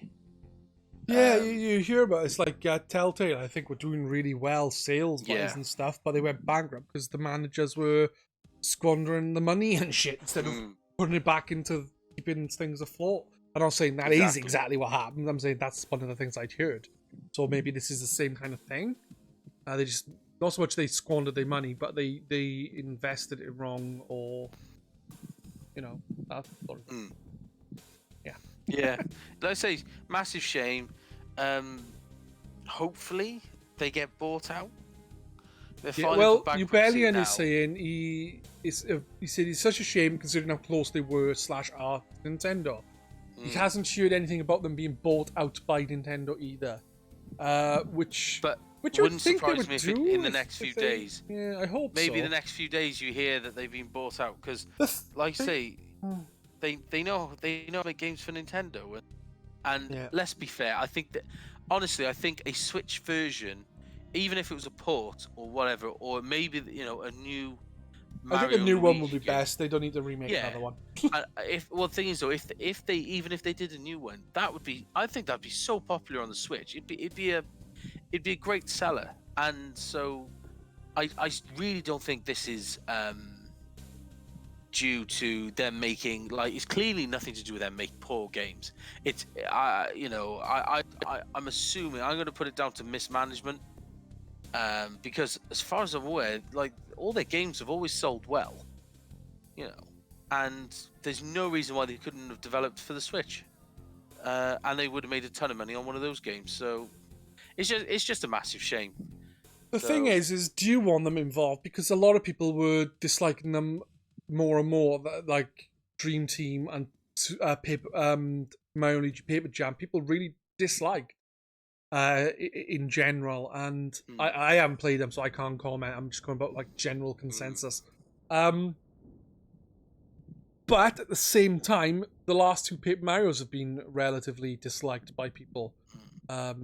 So the question, I find Paper Mario and Mario and Luigi kind of similar, but not. It's a fork of the there was Super Mario RPG, and these are kind of like a fork off them. They keep the same battle mechanic in the sense of pressing the right time into certain things to do attacks and defend. But then you have the two character mechanic for Mario and Luigi, and then you have the paper mechanics for Paper Mario. So kind of split in that sense. I do hope that they do something happens. I but think it's just if what Doom has read is true, if they went bankrupt, what Doom was saying is from mismanagement of money, which would be not because of the games doing badly. No, because which, like I said, is the same as Telltale. I think it's more of a mismanagement problem. So if that's the case, then they went bankrupt because someone fucked up, not because the games were doing badly. Which means that if they weren't being mismanaged, they would still be around now. You've said, they could even go on to develop a same style game with Zelda. That would be a great game. Like, take that Mario and Luigi RPG style. Yeah, and have Mario, Link and Tetra / Zelda doing the same kind of thing. Or Link and his sister in Wind Waker. Yeah. Game I forget. I can't remember. But I think that'd be a great game. Again, there's so many possibilities. So, hopefully Nintendo maybe steps in and helps them out or whatever. I don't know, but it's just a shame that a company has gone this way, and we thought we better mention it. Yeah, it's always disappointing to you when a company shuts. Like, I can understand if they're not doing well and they've screwed themselves from bad games and the games not being bought. But I think that if you've got a talented studio, you know, maybe trying something else might help, or something like that, or like see if you can get some kind of injection of money from somewhere else, even if it's like selling a small portion of your company instead of going bankrupt. I don't know. I've never been in that situation, and I never will be. It's just disappointing. It's like I get like the whole, well, they fucked up. Obviously, something was going wrong, but at the same time, it's like however many people have lost their jobs, they've got no form of income. Which is the sad thing about it, and it's like you don't want to see that happen, really, but it's hard then to say, well, we don't want to keep buying the same style of game if it's getting worse. I wouldn't really know how to go around it, but you know, what can I say? Yeah, it's never a good thing when a company that is losing, like, say, as an example, 100 employees. It's just a shame that there wasn't a way around it, you know? Yeah. And if it was a mismanagement problem, then it's even more of a fucking kick in the balls. Yes, exactly. So it's very much a watch this space situation. Yeah. So. So on that sour note, I think it is time to see if the chat have any questions before we go. And maybe this week I'll remember to start putting tweets out for questions. Yeah. One day eventually. So yeah. To be fair, that is on my sound guy and my PR guy, and named Jeff Yard, and he keeps forgetting, so. Well, it doesn't seem to be any questions so far. I will give it another little bit. We've actually talked about a few things, or maybe people are just fed up of hearing us. Yeah. Can I come on the next podcast if I sleep for most of it? Yes. As long as you snore. Yes. Snoring has to happen.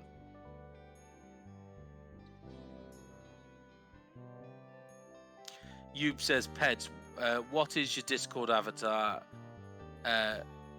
What is it your Discord avatar has seen to make him so concerned? Do you want me to be honest? It was Doom's erection. Yeah. It was coming at you hard and fast. It was. I was like, where's he trying to put that? Yeah. Dark room, I couldn't see. Yeah, Pugsley was licking his balls, man. Yeah. His balls, not Doom's balls. No. God, that's a sight. Do you think that the adventures of the Yard Cumbers will be a smash hit? No, Graham, I don't. For those that don't know what that is every week I'm doing a session on stream where I'm using RPG Maker MV to try and make an RPG, and I'm gonna have like certain people involved with, like, the chat can get involved with ideas and putting things into the game, but I'm gonna have some people involved in as actual playable party members. So far we've got Leecumber, who's in there with Jeff Yard, as they are brothers in real life. We call them the Yard Cumbers. And we have Brum in there, who is a ginger elf. Even though I don't know if he's ginger because he's Scottish, I just made him ginger because he didn't give me any details because he's a mean person. But we also agreed, as I'm being mean to Scottish people by trying to imply that they're all ginger, that if I am in the game, which I will be, I am going to have a sheep with me at all times because I'm Welsh. It is only fair that I take the piss out of myself too. Yes. Please, can you sing The Last Chance Saloon? No, I don't know the lyrics. Grum, I think Doom knows them, so Doom can sing them. I haven't got a clue. I'm terribly sorry. Alphadream could pick up the adventures of the Yard Cumbers to redeem themselves. Well, it would be a multi-million-dollar hit. Just saying.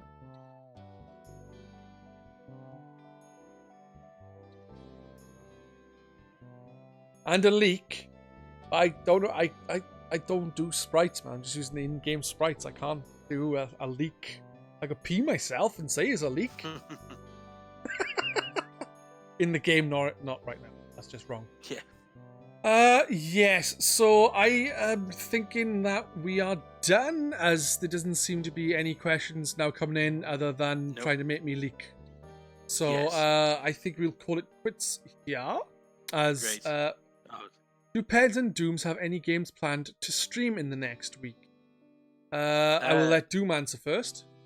So yeah, it's funny you say that. So tomorrow I will be. I can't give a time. It's probably going to be in the morning. No, it's probably going to be after lunch now. Thinking about it, tomorrow. I will be streaming Sea of Thieves on Mixer on my channel. You might even get 2 days of Sea of Thieves potentially. But either way, definitely Sea of Thieves tomorrow will be streamed. And then sometime this week, I will be continuing my playthrough of Ori and the Blind Forest, so you can expect to see that on Mixer. Also, just as I've mentioned it a couple of weeks ago, myself and Lord Atten will be doing a 24-hour live stream for charity playing Sea of Thieves. It is for Macmillan Cancer. I'll be posting the details for donations and stuff like that. All I'm asking is, if you can give a donation, amazing. If you can't, that is also fine. But if you could just if you could follow me on Twitter, and when I start posting about it, if you can just retweet it and just kind of push the message out there, that'd be great. We're looking to raise £200 in total. It's going to be the 30th of November. I've got the date written down somewhere. The 30th of November. Lord Atten, he actually lives in Leicester. He's actually coming down to my house. We're setting up the games room with the 2 TVs, so we're both on the same stream at the same time, and we're going to do the full 24-hour stream. So, and as I've already told Doom, he needs to make sure there's room for me, so that when he's going to hand in all his stuff, I want to join in and get the loot and rep from it all. Yes. So yeah, but that's not until the end of November. But I just thought I'd just stick it in there. And again, the rules that we're sticking by is 24 hours non-stop. We're allowed toilet breaks, and we're allowed a 20-minute lunch break, but we can't have it at the same time. So like, if I go for it, Dan's got to keep playing, and then we can swap over. A toilet break will be available every 2 hours or so. We're going to work all that out. But crucially, the deal is, I don't get to sleep. No sleeping for me. I'm going to the toilet, guys. He sit down, not to actually go to the toilet, but just to have a nap in the bathroom. The way it's going to work is, it's going to be Sea of Thieves for 24 hours. We're going to we are not allowed to sell a single item for the full 24 hours.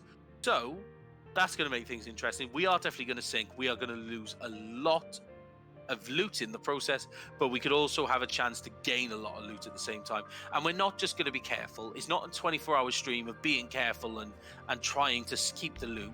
It is like, we're going to be stupid. We're going to purposely be stupid. We're going to have a ship full of loot, and then we're going to cover the ship in like TNT barrels, and then go just charge at another ship and just see what we can do. Do you know what I mean? So it's all about having fun. You know, it's not about trying to be careful, because that's just going to be boring. We want this stream to be as fun as possible and to be as engaging as possible, for us as well as you, because we got to stay awake and do this. So if anybody can follow me on Twitter, it is at the Doomspoon. Any donation would be great, but if you could just retweet, and then when we go live, just retweet the hell out of anything I put up. That would be amazing. We're looking to raise £200, and we've got until the end of November to do that. So I'll put a post up in the GRcade channel, GRcade forums as well. And we'll go from there. But yeah, so yeah, this week, Sea of Thieves tomorrow, Ori and the Blind Forest sometime this week. If I can get something else in, I will. For me, I will be streaming tomorrow evening on this here channel. It will be Retro Monday. I am unsure of the game. It doesn't, as it's in a poll between 3 games every week. I don't know which is the winner until 7 o'clock when I end the poll. So we'll see then. That'll be on this channel at 9 p.m. The rest of the week, I am going to be trying to play through Hollow Knight in the days. And in the evenings, I'm going to be playing Deadly Premonition. That'll be on my channel, which is P3DZ. I have no interest in cores or 24-hour streams planned because I think I would literally die from trying to stay away for 24 hours. I have like really bad sleep apnea, which basically means that in my sleep I'm not breathing properly, so it fucks with my heart and stuff. So basically my body's not actually resting in my sleep, so which is why I'm tired constantly. So for me, 24 hours is fucking out of the question. Even streaming in the days, half the time I start falling asleep, so I'm like, right, I'm ending the stream, and then I sleep for 2 hours on the chair. I'm so tired. It's just fucking ridiculous. It's fucking stupid.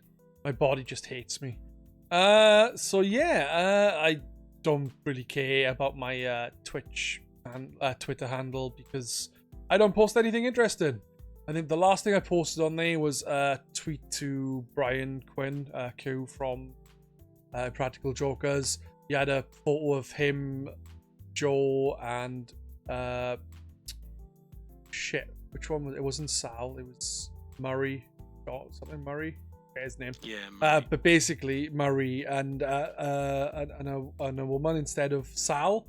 I said, shame you replaced Sal, but I like your replacement. And that was it. I don't really go on there very often because I have nothing interesting to say. So there you go. But I will be retweeting Doom stuff because, any money that is going towards cancer is money well spent, in my opinion. Yes. And the more the merrier. So yeah. Great. Right. I've got to shoot. I'm literally about to collapse, so I have to go. Okay. So yes, it's been fun. It's been another emotional roller coaster. Hope everyone's enjoyed the trip. Follow me on Twitter at the Doomspoon. Mixer is mixer.com/Doomspoon. Twitch is twitch.tv/Doomspoon. Nice and easy. Hope everyone has a good night, and I'll see you guys tomorrow on Mixer for some.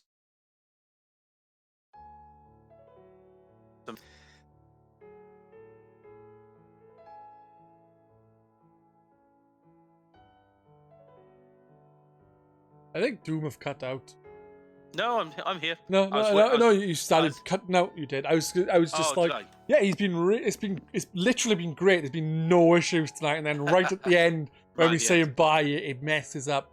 Well, that's it, isn't it? Yep. Thanks for tuning in, guys. Don't forget, this is a community podcast from GRcade. The Twitch channel is the community channel from GRcade. So if you would like to check out GRcade and get to meet some of the lovely people there, and even if you want to come and say hi to me and Doom on there, or Victor, which on the forum is @7, then come to grcade.co.uk. It's all fun. Everyone's quite nice most of the time. So yeah, thank you for tuning in. We will see you again next Sunday, most likely. We will be talking about Kirby Dream Course. We have. And I can't guarantee it, but I think Suzzifer said he might be able to join. And I haven't done a podcast with Suz since it was Podsona, which was a different forum, which lasted for a little bit. And there was like 6 episodes of that, and that was over 10 years ago. Oh, there we are then. So there you go. It'll be an old reunion, and then you can tell me that I'm saying Master System wrong, and it's Master System. So there you go. Bye, guys. Right. Good night, guys. Bye.